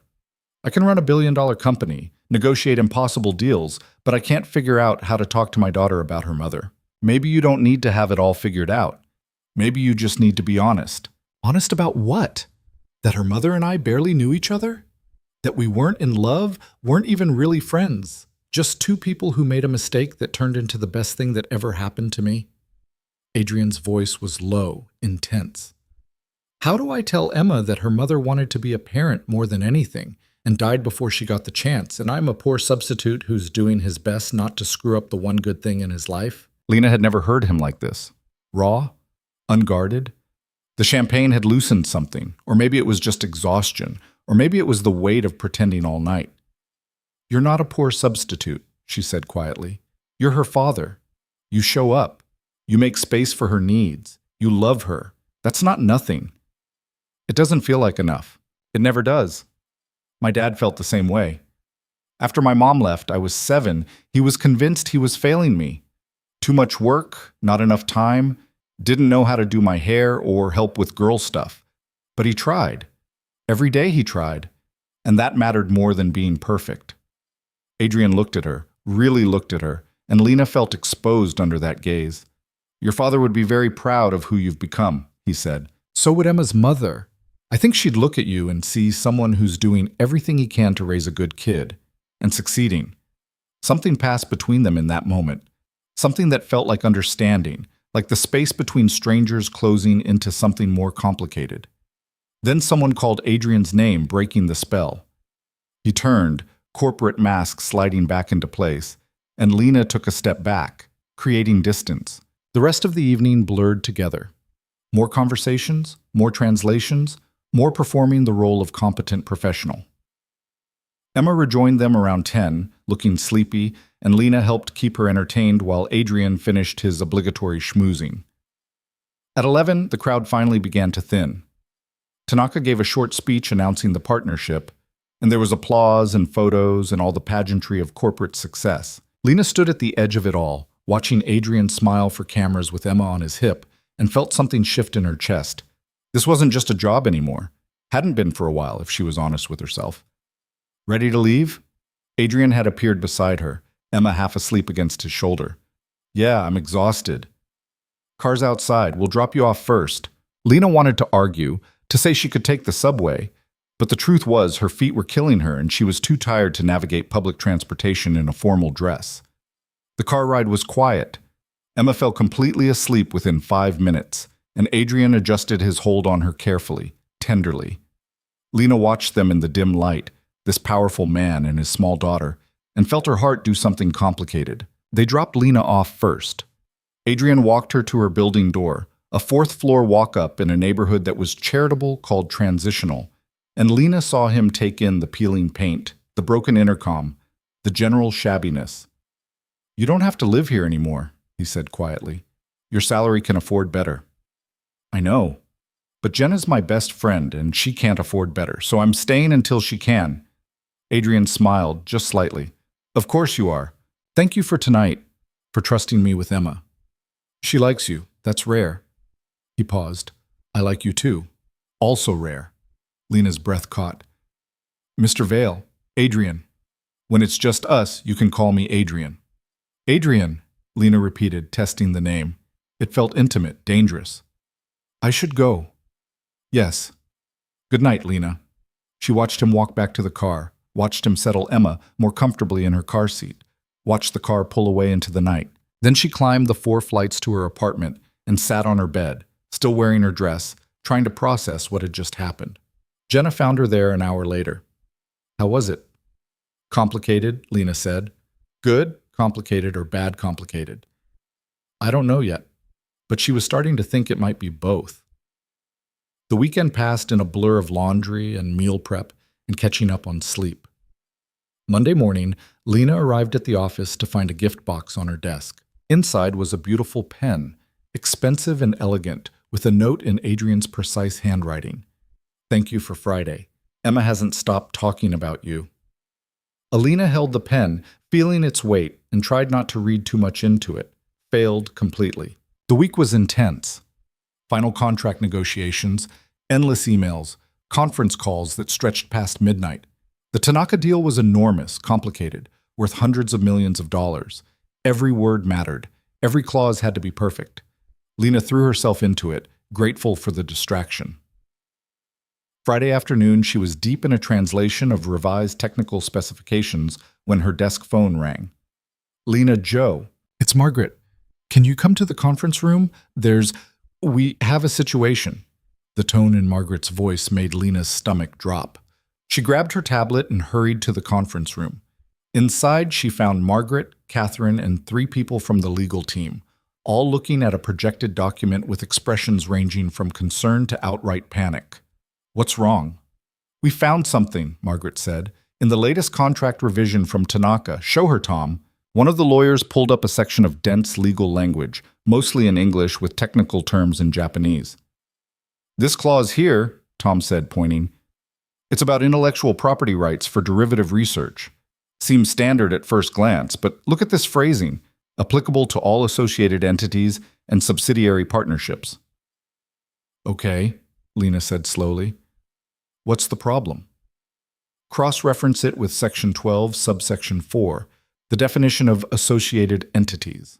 Lena scanned the reference section, her blood running cold as she processed the implications. The definition was deliberately vague, open-ended in a way that could potentially give Tanaka access to not just the immediate partnership research, but any research Vail Industries conducted in related fields, including existing projects that had nothing to do with Tanaka. This can't be accidental, she said. It's not, Catherine said grimly. Someone buried this language deliberately. We've been through 6 revisions of this contract, and this phrasing only appeared in the latest version. Where's Adrian? Emergency board meeting. The chairman called it this morning. Apparently some of the board members are concerned about the speed of the Tanaka deal. Margaret's expression was worried. He doesn't know about this yet. Lena looked at the clause again, her translator brain parsing every word, every nuance. Then she saw something else, something that made her pulse quicken. Pull up the Japanese version of this section. Tom switched documents. Lena read through it carefully, comparing the English and Japanese versions side by side. They don't match, she said quietly. What? The English version has this vague, expansive definition. The Japanese version is much more specific. It clearly limits the scope to just the immediate partnership. Someone changed the English translation. The room went silent. Who handled this revision? Lena asked. External counsel, Catherine said. Tanaka's recommended legal firm. We've been coordinating with them to speed up the process. Lena felt something click into place. A pattern forming, just out of reach. I need to see all the contract revisions, every version, going back to the beginning. That's hundreds of pages. I know. Get them for me anyway. 2 hours later, Lena sat surrounded by printouts, her eyes burning from reading legal language in 3 different languages. But she'd found it. The pattern. Small changes. Subtle mistranslations. Nothing obvious enough to catch on a casual read, but together, they added up to something damaging. Something that would have given Tanaka significantly more control than Vail Industries intended to grant. And it was all buried in language that only someone fluent in legal terminology across multiple languages would catch. Margaret had been right. This was deliberate. Lena was still making notes when Adrian returned from his board meeting. He looked exhausted and frustrated, his tie loosened and his jaw tight. Lena, Catherine said you found something. She showed him, walked him through each discrepancy, each mistranslation, each clause that didn't quite match across languages. Adrian's expression grew darker with every example. This is the same thing that happened before, he said quietly. 5 years ago. Someone embedded hidden clauses in a contract, and by the time we caught it, the damage was done. You think Tanaka's behind it? No, Hiroshi wouldn't do this. He's too direct. Adrian paced to the window, staring out at the city. But someone in his organization might. Or someone connected to the previous partnership. Someone who wants this deal to fail. Or someone who wants Vail Industries to fail, Lena said. Adrian turned to look at her. What are you thinking? These changes only appeared in the last 2 revisions, after the gala, after the partnership was publicly announced. Lena pulled up her notes. What if someone's trying to sabotage this deal specifically, not to help Tanaka, but to hurt you? That's paranoid. Is it? You said yourself 5 years ago someone betrayed you, destroyed a partnership. What if they're trying to do it again? Adrian was quiet for a long moment. Then he pulled out his phone. I need to call Hiroshi. Now. The call was in Japanese, rapid and intense. Lena caught enough to understand that Adrian was explaining the contract discrepancies, that Hiroshi was shocked, that both men were coming to the same conclusion. Someone was sabotaging the deal. The question was who, and the answer, when it came 3 days later, was worse than anyone expected. The name came back on a Tuesday. Lena was in Adrian's office with Catherine and the head of legal, a sharp-eyed man named Richard who'd been with Vail Industries since the beginning. They'd been tracing the contract revisions backward, following the digital trail of edits and approvals, when Richard's laptop pinged with an email from their forensic IT team. "Got it," Richard said, his face grim. The changes came from an IP address registered to the law firm Tanaka recommended, but here's the thing, that specific computer was only used by one person. He turned the laptop around. Lena read the name on the screen and felt her stomach drop. James Chen, senior partner at Morrison & Chen International. Former general counsel at Hashimoto Industries. The company that had been Adrian's partner 5 years ago. The partnership that had ended in betrayal and Takahashi's death.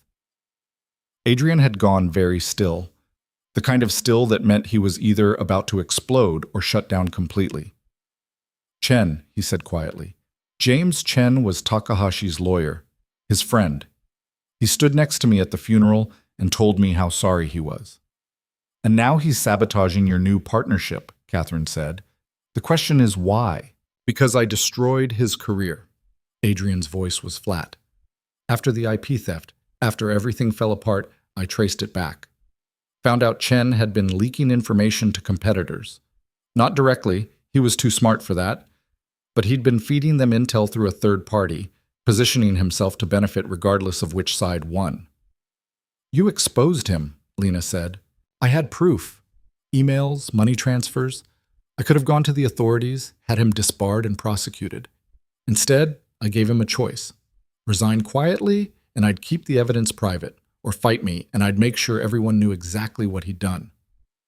Adrian's jaw tightened. He resigned, moved to a smaller firm, rebuilt his reputation over 5 years. "And now he wants revenge," Richard said. "More than revenge. He wants to ruin me the same way I ruined him."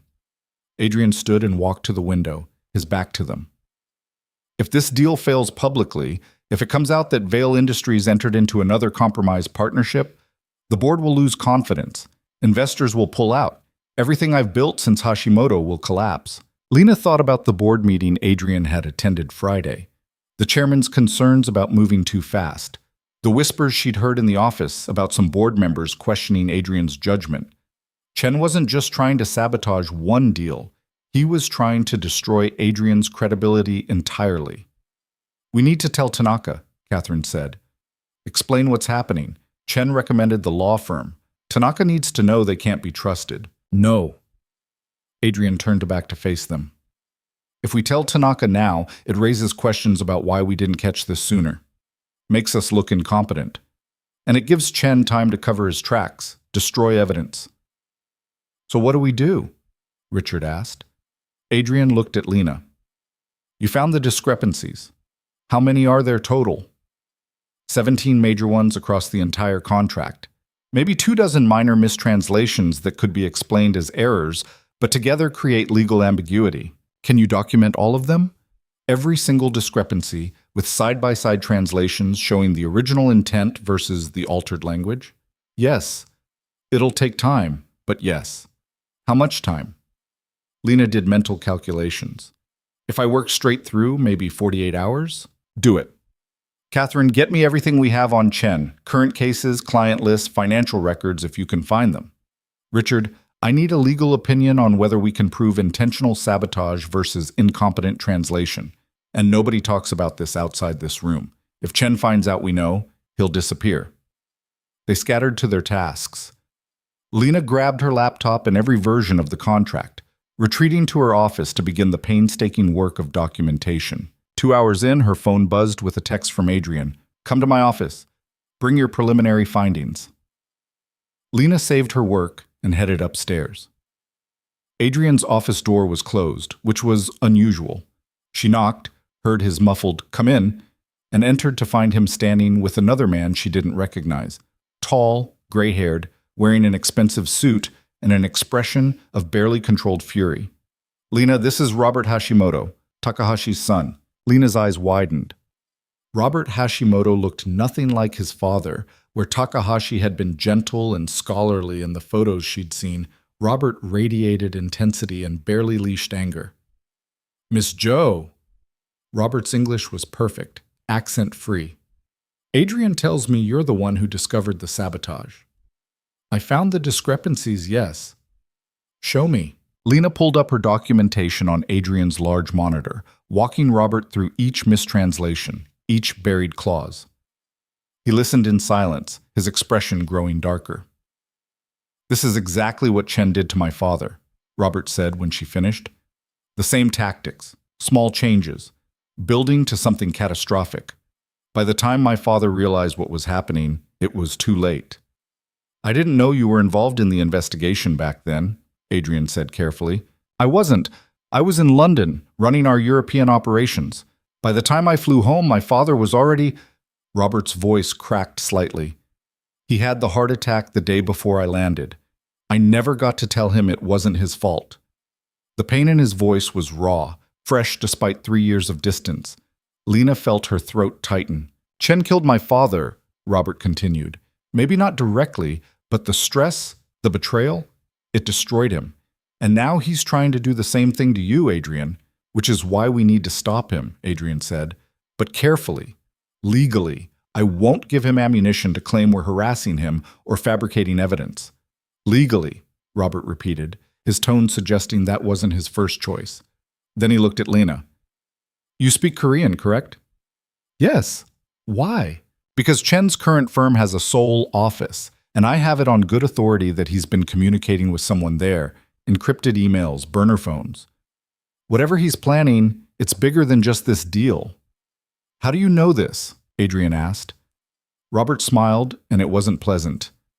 "I've been tracking Chen for 3 years, waiting for him to make a mistake. This is it." Over the next 2 days, Lena barely slept. She worked through the night, documenting every discrepancy, cross-referencing legal precedents, building an airtight case. Adrian brought her coffee at 2 in the morning, didn't comment on the fact that she was still in the same clothes from the previous day, just set the cup down and squeezed her shoulder briefly before leaving. That small gesture, the warmth of his hand through her blouse, kept her going through the next 4 hours. By Thursday morning, she had everything. A 100-page document with side-by-side translations, legal analysis, and a clear timeline showing when each change had been introduced. It was irrefutable. "This is excellent work," Richard said when she presented it to the legal team. "Chen won't be able to talk his way out of this." "The question is how we use it," Catherine said. "Do we go to Tanaka now?" "Not yet," Adrian said. He'd been quiet all morning, thinking. "We need more. Right now we can prove Chen sabotaged the contract, but we can't prove why or whether he's working alone." "Robert said he's been communicating with someone in Seoul," Lena offered. "Then we need to find out who and what they're planning." Adrian looked at Lena. "How's your Korean?" "Conversational? I can read it better than I speak it." "Good enough." Robert's contact in Seoul found some of Chen's encrypted emails. "They're heavily coded, but the base language is Korean. Think you can translate them?" Lena felt a flutter of nervousness. "I can try, but if they're coded, translation might not be enough. We'd need to understand the context, the references." "Which is where I come in," Robert said, entering the conference room with a laptop. "I know how Chen thinks, how he operated 5 years ago. If we can decrypt enough to understand the pattern, I can fill in the gaps." They worked through lunch and into the afternoon. The emails were frustratingly opaque, references to the Veil matter and timeline acceleration and final arrangements. But slowly, piece by piece, a picture emerged. Chen wasn't just sabotaging the Tanaka deal, he was coordinating with someone, multiple someones, to create a cascade of failures. If the Tanaka deal collapsed publicly, Chen's contacts were positioned to swoop in, offer alternative partnerships to Tanaka at better terms, and position themselves as the reliable choice Veil Industries wasn't. "It's a hostile takeover," Robert said, staring at the screen, "not of your company directly, but of your position in the Asian pharmaceutical market. Chen's building a coalition of your competitors, using the Tanaka collapse as proof that Veil Industries can't be trusted." Which explains why he waited until after the gala, Catherine said. Maximum public visibility, maximum embarrassment. And the board meeting, Adrian added quietly. Someone's been feeding the chairman concerns, probably Chen through intermediaries, setting the stage for a vote of no confidence. Lena looked at Adrian and saw something she'd never seen before, genuine fear. Not for himself, she realized, but for everything he'd built. All the people who depended on Vale Industries for their jobs, their livelihoods. We stop him, she said firmly. We have the proof. We know his plan. We stop him before he can execute it. Adrian met her eyes, and something passed between them. Trust. Partnership. More than just boss and employee. How? He asked. Lena thought about her father, about the colleague who'd stolen his research and destroyed his career, about how her father had never fought back, had never defended himself, had just accepted the injustice and let it break him. She'd promised herself she'd never let that happen to someone she cared about. We beat him at his own game, she said. We use his plan against him. The strategy came together over the next 72 hours. Robert had contacts throughout the Asian business community, people who'd been hurt by Chen's manipulations, who wanted to see him exposed. Catherine coordinated with Tanaka's team directly, carefully laying groundwork without revealing the full scope of what they'd discovered. And Lena translated. Document after document, email after email, building a comprehensive picture of Chen's conspiracy. The final piece fell into place on Sunday night. Robert's contact in Seoul, a former prosecutor named Park, found financial records showing Chen had been receiving payments from 3 different Vale Industries competitors. The amounts were small enough to avoid immediate suspicion, but together they added up to nearly $500,000. It's enough, Richard said when they reviewed the evidence. We have motive, means, and documented proof of sabotage. We can go to the authorities. No, Adrian said. We go to Tanaka first. Give him the courtesy of seeing this before it becomes public. And we do it in person. When? Catherine asked. Tomorrow. We fly to Tokyo tonight. Lena looked up from her laptop. Tonight? Adrian, we're not prepared. Yes, we are. You've done the work. We have everything we need. He looked at her directly. I need you there. Tanaka needs to hear this from someone he trusts. And after the last trip, he trusts you. The flight to Tokyo was tense. Adrian spent most of it on the phone with his lawyers, finalizing strategy. Robert sat in grim silence, reviewing documents. And Lena tried to manage the anxiety building in her chest. This was enormous. If they were wrong, if any part of their evidence was flawed, it could destroy not just the Tanaka partnership, but Adrian's entire reputation. But if they were right, if they could prove Chen's sabotage and stop the conspiracy, it would change everything. They landed Tuesday morning, Tokyo time. No hotel this trip. They went straight to Tanaka's headquarters, where Hiroshi was waiting with his own legal team and security personnel. Adrian-san, Tanaka said, his expression grave. Your message said this was urgent. It is. Thank you for seeing us on such short notice. Adrian gestured to Robert. You remember Takahashi-san's son? Tanaka's eyes widened. Robert, I didn't know you were involved. My father's death is very much involved, Robert said, and the man responsible is trying to destroy another partnership. They presented everything in Tanaka's private conference room. Lena translated, keeping her voice steady as they walked through each piece of evidence. The contract discrepancies, the encrypted emails, the financial payments, the larger conspiracy to undermine Vale Industries' position in the Asian market. Tanaka listened in silence, his expression growing darker with each revelation. When they finished, he sat back in his chair and closed his eyes. James Chen recommended the law firm we used for this contract, he said quietly. He told me they were the best, that they'd protected my interests. He was protecting his own interests, Robert said, the same way he protected his interests when he betrayed my father. You have proof of all this? Every word. Adrian slid a tablet across the table. Financial records, email transcripts, contract analysis, everything you need to verify independently. Tanaka spent 20 minutes reviewing the documents, occasionally speaking rapid Japanese to his lawyers. Finally, he looked up. This would have destroyed us, he said. Both our companies. If we'd signed this contract as written, the legal battles alone would have cost millions. The damage to both our reputations, he shook his head. Chen was very thorough. He had 5 years to plan, Adrian said. And you stopped him. Tanaka stood and bowed deeply, a gesture of profound respect. Adrian-san, you have my gratitude, and my apology for not being more careful about who I trusted. The trust was betrayed on both sides, Adrian said. The question now is what we do about it. We prosecute, Tanaka said firmly. I will provide whatever evidence you need.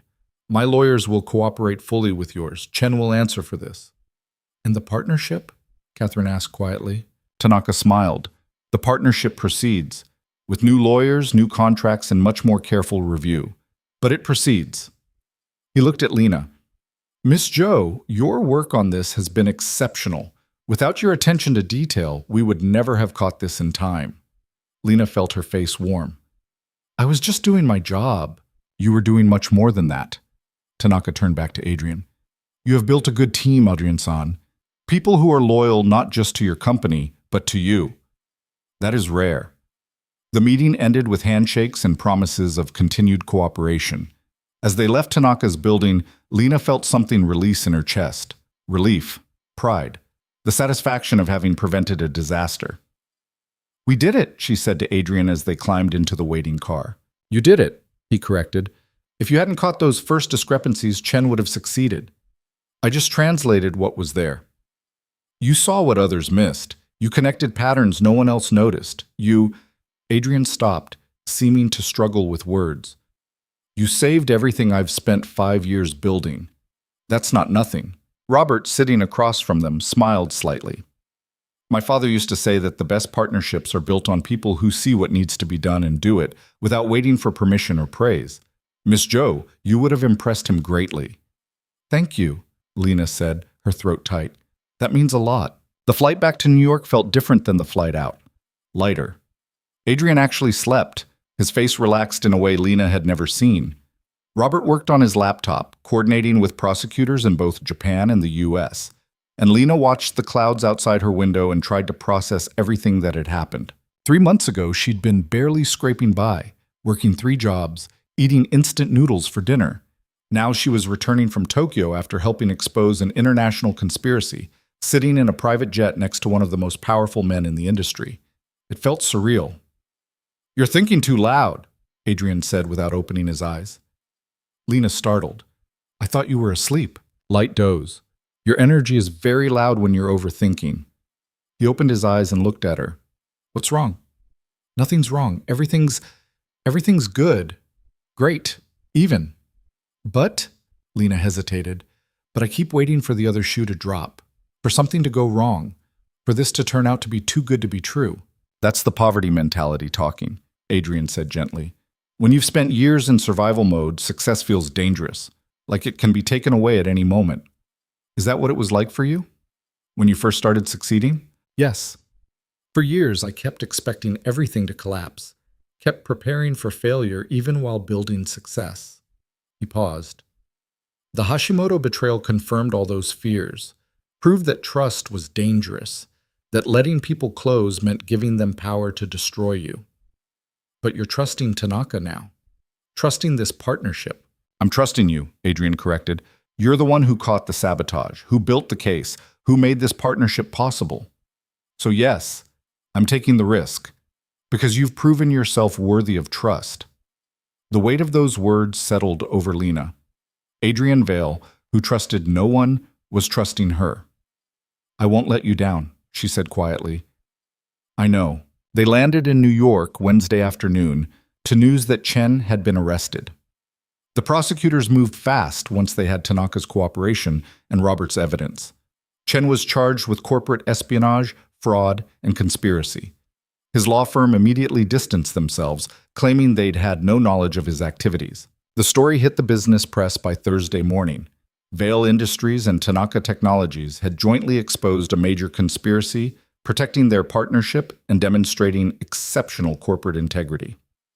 The board's concerns evaporated overnight. Investors praised Adrian's due diligence.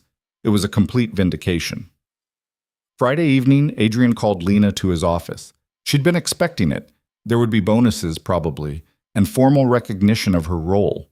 maybe another promotion. What she wasn't expecting was to find Emma there too, sitting on Adrian's couch and coloring in a book. "Lena!" Emma jumped up and ran over, wrapping small arms around Lena's legs. "Daddy said you're a hero." "I wouldn't say hero. You saved Daddy's company. That makes you a hero." Emma looked up with absolute certainty. "Daddy says we're having a celebration dinner and you have to come." "Emma," Adrian said, mild warning in his voice. "We talked about asking, not demanding." "Please will you come to celebration dinner?" Emma amended, still clinging to Lena's legs. Lena looked at Adrian over Emma's head. He was watching them with an expression she couldn't quite read. Something soft, almost vulnerable. "I would love to come to celebration dinner," Lena said. They went to a small Italian restaurant in Adrian's neighborhood, the kind of place with checkered tablecloths and waiters who knew the regulars by name. Emma ordered spaghetti and made a spectacular mess. Adrian had wine and actually laughed when Emma got sauce on her nose. And Lena sat there, watching them, feeling something shift and settle in her chest. This wasn't just her boss anymore. This was someone she cared about. Someone whose happiness mattered to her. Someone whose daughter had claimed a piece of her heart. Somewhere between the bathroom collision and Tokyo, between contract negotiations and conspiracy revelations, Lena had stopped just working for Adrian Vale. She'd started caring about him. And from the way he was looking at her across the table, the warmth in his eyes when Emma demanded Lena help cut her spaghetti, he might be starting to care about her too. It should have been terrifying, should have felt like a complication they couldn't afford. Instead, it just felt right. "Thank you," Adrian said later as they stood outside the restaurant. Emma had fallen asleep in his arms, her head on his shoulder. "For everything, the work, the dedication, for being there." "You already thanked me, multiple times. I don't think I can thank you enough." He shifted Emma's weight slightly. "I know we have a professional relationship. I know there are boundaries, but Lena, you've become important, to both of us." Lena's heart was pounding. "You've become important to me, too." The words hung between them, heavy with implication. Adrian looked like he wanted to say more, but Emma stirred in his arms, mumbling sleepily. "I should get her home," he said. "Yeah, of course." He hesitated, then, "I'll see you Monday." "Monday," Lena confirmed. She watched him walk to his car, watched him carefully buckle Emma into her seat, watched them drive away. Then she stood on the sidewalk in the cool evening air and let herself feel the full weight of what was happening. She was falling for Adrian Vale, her boss, a billionaire single father with trust issues and a complicated past. This could end badly, could cost her everything she'd worked for. But as Lena thought about the way Adrian had looked at her across the dinner table, the way Emma had fallen asleep holding her hand, she realized something. Some risks were worth taking, and this one might just be worth everything. Monday came with rain again, the kind that turned New York streets into rivers and made everyone miserable. Lena arrived at the office soaked despite her umbrella, her hair dripping, her supposedly waterproof jacket having failed spectacularly. She was smiling anyway. The weekend had been strange. Good strange. She'd spent Saturday helping Jenna move furniture and Sunday doing absolutely nothing except reading a book she'd bought months ago but never had time for. Normal things, peaceful things, the kind of things people did when they weren't constantly fighting to survive. And through it all, she'd thought about Friday night, about Adrian's words, about the way Emma had hugged her goodbye, whispering, "I love you, Lena," in that unselfconscious way children had, about the way Adrian had looked at her when Emma said it, like something in him was breaking open. "You're glowing," Margaret said when Lena passed her in the hallway. "Either you won the lottery or something very good happened. Just had a nice weekend." "Uh-huh, sure." Margaret's smile was knowing. "Word of advice, honey. Whatever's making you look like that, hold on to it. Life's too short for anything less." Lena's office felt different today. Same desk, same view, same slightly uncomfortable chair. But it felt like hers now. Like she'd earned the right to be here, had proven she belonged. She was reviewing the final Tanaka contract, clean version, no sabotage, just honest business, when her phone rang. "Lena Joe." "It's David. Mr. Vale wants to see you, his office, whenever you're available." Lena's stomach did that familiar flip. "I'll be right up." The executive floor was buzzing with activity. News of the Chen arrest had made Vale Industries look brilliant, and everyone was riding the high of positive press. People nodded at Lena as she passed, and she caught fragments of conversation. Heard she's the one who caught it. 3 months and already Adrian's go-to, youngest strategic consultant in company history. It should have felt good. It did feel good, but it also felt heavy, like she was carrying expectations she wasn't sure she could meet. Adrian's office door was open. He stood by the windows, phone to his ear, and waved her in without interrupting his conversation. Understand the board's concerns, Michael, but the answer is still no. We're not accelerating the merger timeline just to make the quarterly earnings look better. These things take time to do right. A pause. Then they'll have to live with their disappointment. I'll see you at Thursday's meeting. He hung up and turned to Lena. The board's getting greedy. Success makes people impatient for more success. Sounds exhausting. It is. Adrian gestured to the sitting area. Sit, please.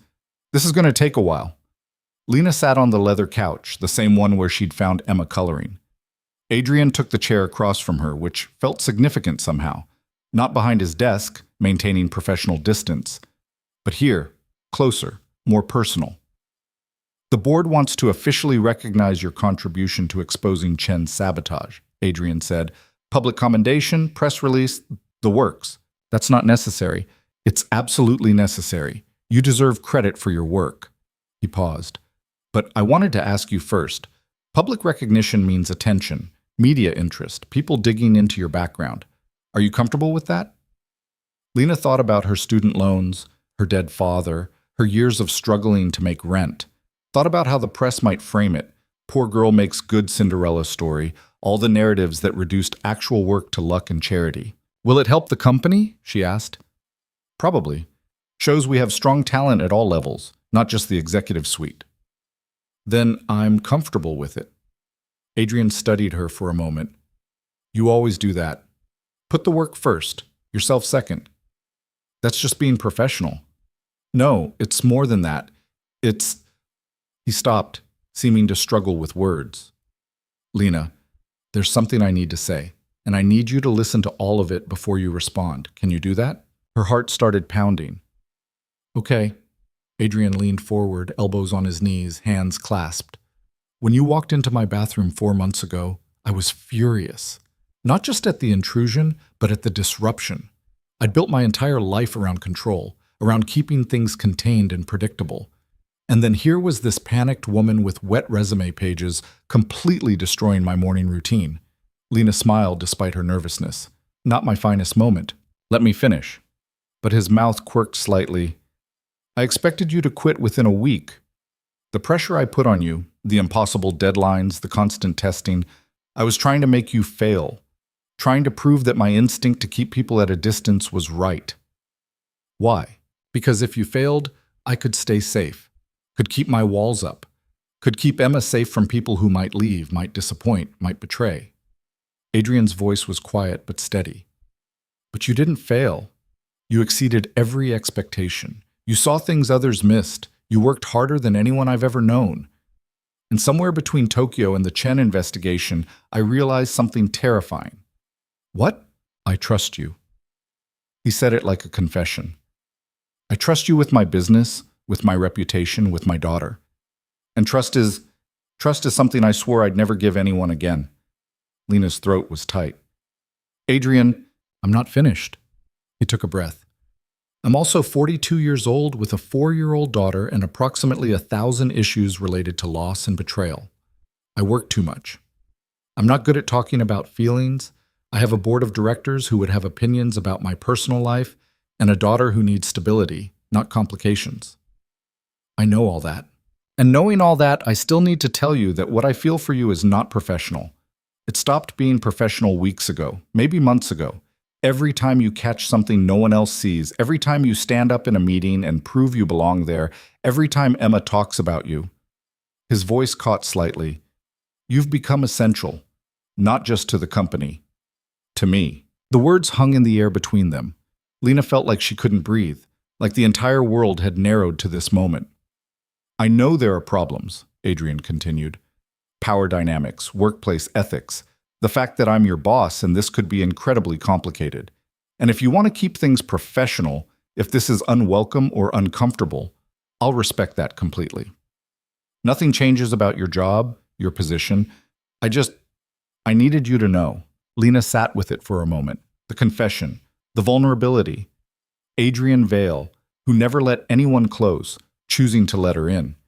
Can I talk now? She asked. Please. When I took this job, I was desperate, broke, exhausted, running on fumes and hope. I thought if I could just get my foot in the door, prove myself, maybe I'd finally have some stability. She met his eyes. I never expected to care about the work beyond the paycheck, never expected to care about the people beyond professional courtesy. But then there was Tokyo and the gala and Emma falling asleep in my lap and telling me her daddy needed someone to make his eyes smile. Lena's voice was steady despite the emotion behind it. And I realized I wasn't just working for you anymore. I was working with you. And somewhere in there, I started caring about whether you smiled, whether you slept enough, whether you were okay. Lena, I'm 30 years old, she continued. I have student loans and a dead father and about $6 in my savings account from before this job.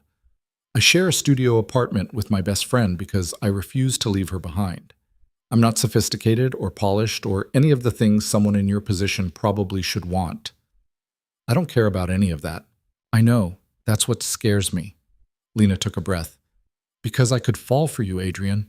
Could already be falling, if I'm honest. And if this goes wrong, I don't just lose a job. I lose something that's become important to me. I lose you. I lose Emma. And if it goes right, I don't know what right looks like. I don't know how we navigate the power dynamic, or the office politics, or the fact that I'm still figuring out who I am when I'm not in survival mode. She paused. But I want to try. If you're willing to be patient while I figure it out, I want to try. Adrian was quiet for a long moment. Then he stood, crossed to the couch, and sat beside her. Close enough that Lena could feel the warmth of him, could see the silver threading through his hair, could count the worry lines around his eyes. I can be patient, he said quietly. I've waited 5 years to let anyone close. I can wait however long you need. What about Emma? Emma already loves you. That part's settled. A slight smile. The rest we figure out together. Slowly, no pressure, no expectations beyond honesty. And work? Work is work. Professional boundaries stay professional. We're both too good at our jobs to let this compromise that. Adrian hesitated, then took her hand. His palm was warm, his grip gentle. But outside these walls, outside office hours, we try. We see if this thing between us is real or just proximity and adrenaline. Lena looked at their joined hands. Hers still bore the calluses from years of manual work, the cheap manicure she'd given herself. His were smooth, well-maintained, the hands of someone who'd never had to scrub floors or work double shifts. But they fit together anyway. Okay, she said, we try. The trying turned out to be both easier and harder than Lena expected. Easier because being around Adrian felt natural. They had lunch together, sometimes just the two of them, sometimes with Emma. They talked about work, about books, about the small observations that made up daily life. Adrian was funny when he let himself be, dry and sharp in a way that caught Lena off guard and made her laugh. Harder because the office noticed. People talked, whispered about special treatment, about favoritism, about whether Lena had earned her position or slept her way into it. Margaret shut down the worst of it with a glare that could freeze water. Catherine made it clear that anyone questioning Lena's competence would answer to her. But the whispers didn't completely stop. Ignore them, Jenna said when Lena came home frustrated one evening. People are always going to have opinions.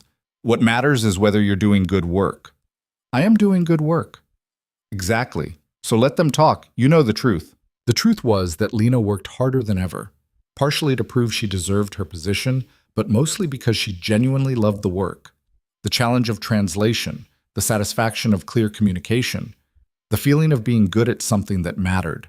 3 weeks after the conversation in Adrian's office, the Tanaka partnership officially launched. The press coverage was overwhelmingly positive. Vale Industries' stock price jumped. The board meeting that Adrian had been dreading turned into a congratulatory session. And at the celebration party the company threw, Lena stood to the side watching Adrian give a speech about integrity and due diligence and building partnerships on trust. His eyes found hers in the crowd, held for a moment. Something passed between them that felt like recognition, like promise. Emma's 5th birthday fell on a Saturday in late October. Adrian had been anxious about it for weeks, worrying about the party, the guests, whether Emma would enjoy it or get overwhelmed. "It's going to be fine," Lena had assured him. "She's excited. She picked out her own cake design. That's a good sign." She also invited 23 kids from her preschool. 23.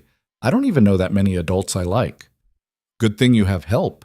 Lena had volunteered without hesitation, and now she stood in Adrian's apartment, a massive, beautiful space overlooking Central Park, helping hang decorations while Emma supervised with the gravity of a small general. "The balloons need to be higher, Lena. Higher!" "Any higher and they'll be on the ceiling.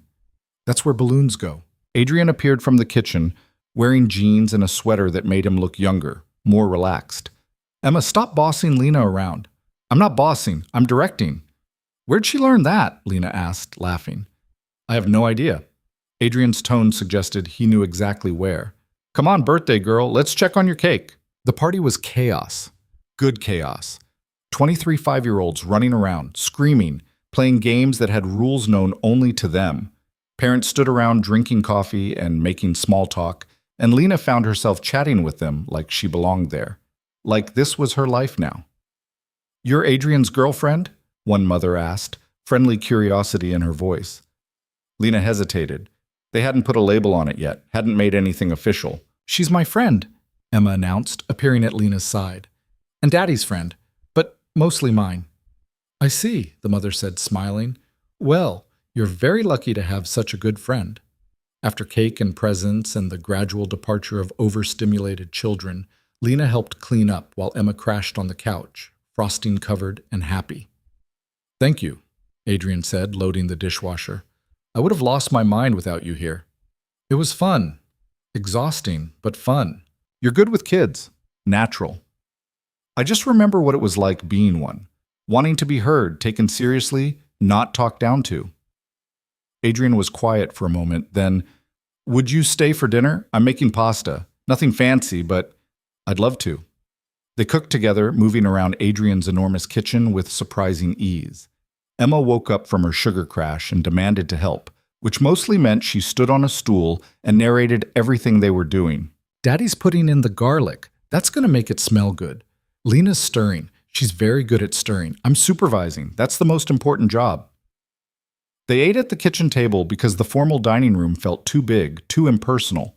Emma told them in excruciating detail about every present she'd received, rating them on a scale of pretty good to best thing ever. After dinner, Lena helped put Emma to bed.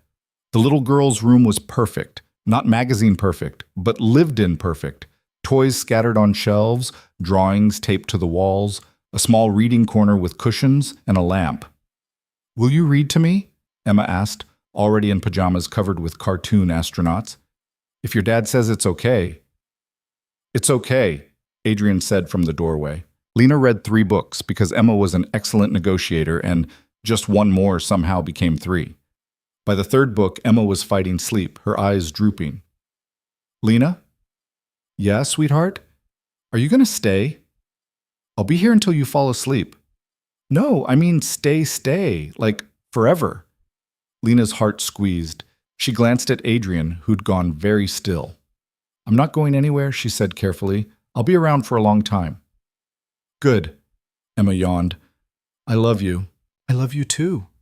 Emma was asleep within minutes. Lena stayed a bit longer, watching her breathe, feeling the weight of those words.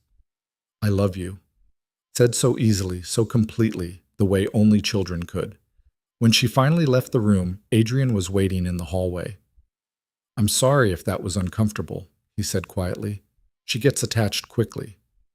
"It wasn't uncomfortable. It was—" Lena struggled for words. "It was honest. She means it, and I mean it back." "Lena, I need you to understand something." Adrian's voice was serious. "Emma's already lost one parent. If you're going to be in her life, in our lives, I need to know you're committed. Not to me. I'm an adult. I can handle heartbreak. But Emma, she can't lose someone else." "I'm not going anywhere," Lena said, echoing her words to Emma. "I know it's fast. I know we're still figuring this out. But Adrian, when I say I'm in, I'm in. I don't do things halfway." Something in Adrian's expression cracked open. He pulled her close, and Lena went willingly, wrapping her arms around him and feeling the tension drain from his body. "I don't know how to do this," he whispered against her hair. "How to be in a relationship, how to let someone in. I'm going to mess up." "So am I. We'll mess up together." They stood there in the hallway, holding each other, and Lena thought about all the walls Adrian had built, all the ways he'd protected himself from pain, and she thought about how he was choosing, deliberately, to lower those walls for her. The months that followed weren't perfect. They had their first fight in December about work-life balance and whether Lena was taking on too much. Adrian accused her of not knowing how to rest. Lena accused him of being controlling. They both had points. They learned to compromise. Lena learned to set boundaries, to say no to projects that would stretch her too thin. Adrian learned to step back, to trust that Lena could handle herself without his intervention. Emma learned that sometimes grown-ups got upset with each other but still loved each other. An important lesson, Adrian noted, and one he'd never learned as a child. In February, Lena finally moved out of Jenna's apartment. Not into Adrian's place, they both agreed it was too soon for that, but into her own one-bedroom in a better neighborhood. Jenna threw her a going-away party that was really just the two of them eating takeout and crying. "I'm so proud of you," Jenna said. "Look at you, your own place, a career, a guy who looks at you like you hung the moon. I'm terrified I'm going to wake up and it'll all be gone." That's the thing about good things, Len. They feel fragile because we're not used to them. But just because something can break doesn't mean it will. The Tanaka partnership thrived. By spring, they were ahead of projections, expanding into 3 new markets. Adrian gave Lena full oversight of the translation and cultural consulting division, a role that came with a salary she still couldn't quite believe. She paid off her student loans, all of them, sent the final payment, and then sat in her apartment and cried. Her father would have been proud. In April, Robert Hashimoto visited New York for business. He took Lena and Adrian to dinner, and over expensive sushi, he told them that Chen had been sentenced to 8 years in prison. "My father can rest now," Robert said quietly, knowing the man who destroyed him faced consequences. "I'm sorry it took so long," Adrian said. "No, it took exactly as long as it needed to." Robert looked at Lena. "My father used to say that sometimes the best revenge is building something so good, so strong, that those who tried to destroy you become irrelevant. You've done that, Adrian, and Miss Jo, you helped make it possible." After Robert left, Adrian and Lena walked through Central Park. It was a warm night, spring finally arriving after a brutal winter. "I've been thinking," Adrian said, "about the future, about what I want. And I want Emma to grow up seeing what healthy partnership looks like. I want her to understand that trust is possible, that people can be there for each other." He stopped walking, turned to face Lena. "I want her to see what I see when I look at you, someone strong, capable, kind, someone who chose to stay when leaving would have been easier." "Adrian, I'm not proposing, not yet. We've only been together 6 months and I want to do this right, but Lena, I need you to know, this isn't casual for me. This is it. You're it." Lena felt tears prick her eyes. "You're it for me too." They kissed under a street lamp like something out of a movie, and Lena thought about the terrified woman who'd stumbled into the wrong room 9 months ago. How far she'd come, how much she'd grown, how she'd learned that some walls were meant to be climbed and some distances were meant to be closed. Emma's elementary school had a career day in May. Adrian was supposed to go, talk about running a business, but he got stuck in an emergency board meeting. Lena went instead. She stood in front of 26-year-olds and talked about languages, about how words could build bridges between people who seemed completely different. She brought examples, showed them how the same phrase sounded in 5 different languages, let them try to guess what it meant. Emma sat in the front row, beaming with pride. Afterward, Emma's teacher pulled Lena aside. "Emma talks about you constantly, her father's girlfriend who knows a million languages and saved his company from bad guys." "That's a bit dramatic," Lena said, laughing. "Maybe, but it's how Emma sees you, as someone brave and smart who chose her family." The teacher smiled. "That's not a small thing, Miss Jo." That night, Lena told Adrian about it. They were at his place, Emma asleep, the two of them curled up on the couch with wine and the kind of comfortable silence that came from really knowing someone. "Emma's teacher called us a family," Lena said. Does that scare you? A little, but it also feels right. Adrian set down his wine glass. Move in with us. What? I know it's only been 8 months. I know it's fast. But Emma asks me every week when you're going to live here, and honestly, I want to know the answer too. I want you here. I want to come home and have you be here. I want Emma to have the stability of knowing you're not going anywhere. Lena thought about her apartment, her hard-won independence, thought about how she'd fought for space that was just hers. Then she thought about Emma's laugh, about Adrian's smile, about Sunday mornings and shared dinners and the life they were building together. Okay, she said. Okay? Yes, I'll move in. Adrian kissed her then, deep and thorough, and Lena kissed him back, feeling the rightness of the decision settle into her bones. She moved in over the 4th of July weekend. Jenna helped, making jokes about how Lena was abandoning her for a rich guy and a cute kid. You better still have time for me, Jenna said, only half joking. Always. You're my person, and he's your person now too. Weird how that works, having more than one person. The best kind of weird. Living with Adrian and Emma was an adjustment. Good, but different. Lena learned Adrian's morning routine, learned that he needed coffee before conversation, learned that Emma was not a morning person and required gentle coaxing to get ready for school. She learned to leave space for grief. Some nights, Adrian would get quiet, lost in memories of the partnership that failed, the mentor who died, the years he'd spent alone. Lena learned not to push, just to be there. And Emma had moments too, days when she'd ask about her mother, wanting stories Adrian didn't have. Lena learned to sit with that sadness, to acknowledge it without trying to fix it. They were a family now. Imperfect and still figuring things out, but a family. In September, Adrian proposed. Not at a fancy restaurant or some grand public gesture, just the three of them in the park. Emma feeding ducks while Adrian and Lena sat on a bench. I've been carrying this around for 2 weeks, Adrian said, pulling out a ring box, waiting for the perfect moment. But then I realized, this is the perfect moment. Just us. Just normal.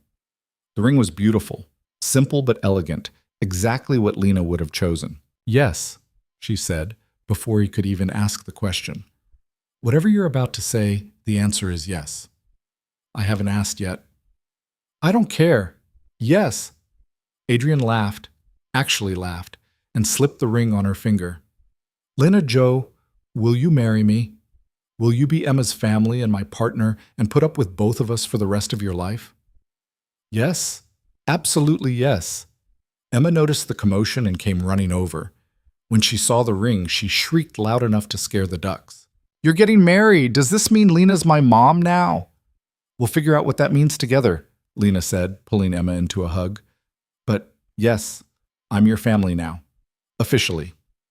Best day ever, Emma declared. Even better than my birthday. They got married in April, a year and a half after Lena had walked into the wrong room. Small ceremony, just family and close friends. Emma was the flower girl and took her job very seriously, throwing petals with intense concentration. Margaret cried. Catherine smiled. Robert Hashimoto attended and told Lena that his father would have loved her. And as Lena stood at the altar, looking at Adrian, she thought about walls and bridges and the courage it took to trust again. Thought about how she'd been so afraid of losing everything that she'd almost missed out on gaining everything. The reception was at Adrian's apartment, their apartment now. Intimate, warm, full of laughter and love, and the kind of joy that came from choosing every day to show up for each other. Late in the evening, after most guests had left, Lena found herself on the balcony. The city spread out below, millions of lights, millions of lives. Adrian joined her, wrapping his arms around her from behind. Happy? He asked. Terrified and happy. Is that allowed? I think that's the only way anyone actually lives. Scared, but doing it anyway. Lena leaned back against him. Thank you. For what? For taking a chance on the panicked woman with wet resume pages. For seeing something in me I didn't see in myself. For letting me in. Thank you for being worth letting in. For being patient while I figured out how to trust again. For loving Emma. For loving me despite all my damage. We're all damaged, Lena said softly. The trick is finding someone whose damage fits with yours. whose cracks you can fill while they fill yours. Emma appeared in the doorway, sleepy in her flower girl dress. Are you guys being mushy again? Definitely mushy, Adrian confirmed. Gross. But Emma was smiling as she wedged herself between them. Can we have cake for breakfast tomorrow? Absolutely not, Lena and Adrian said in unison. Worth a try. They stood there together, the three of them, looking out at the city. A family built not from perfection, but from choice, from showing up, from the courage to try. Lena thought about her father, about the lessons he'd taught her. Languages are bridges, trust is earned. The best translators understand that meaning matters more than words. She'd spent her life building bridges between languages. Now she'd learned to build bridges between people, between past and future, between fear and trust, between what was broken and what could be healed. It wasn't perfect. Some days were hard. Some days she and Adrian clashed over parenting styles or work stress. Some days Emma had meltdowns about homework or friendship drama. But they figured it out together, because that was the thing about walls. They kept pain out, but they also kept love out. And at some point you had to choose. Stay safe and alone, or take the risk and open the door. Adrian had chosen to open the door. So had Lena. And what they found on the other side was better than either of them had imagined. Not perfect, not smooth, not the fairy tale ending where everything magically worked out. But real, messy, true. The kind of love that was built, not given. The kind that required work and patience and forgiveness and the daily choice to stay, even when leaving would be easier. As they headed back inside, Emma already half asleep on Adrian's shoulder, Lena took one last look at the city. All those lights, all those lives, all those stories. Hers had started with a wrong turn and an open door. And it had led her exactly where she needed to be. Home.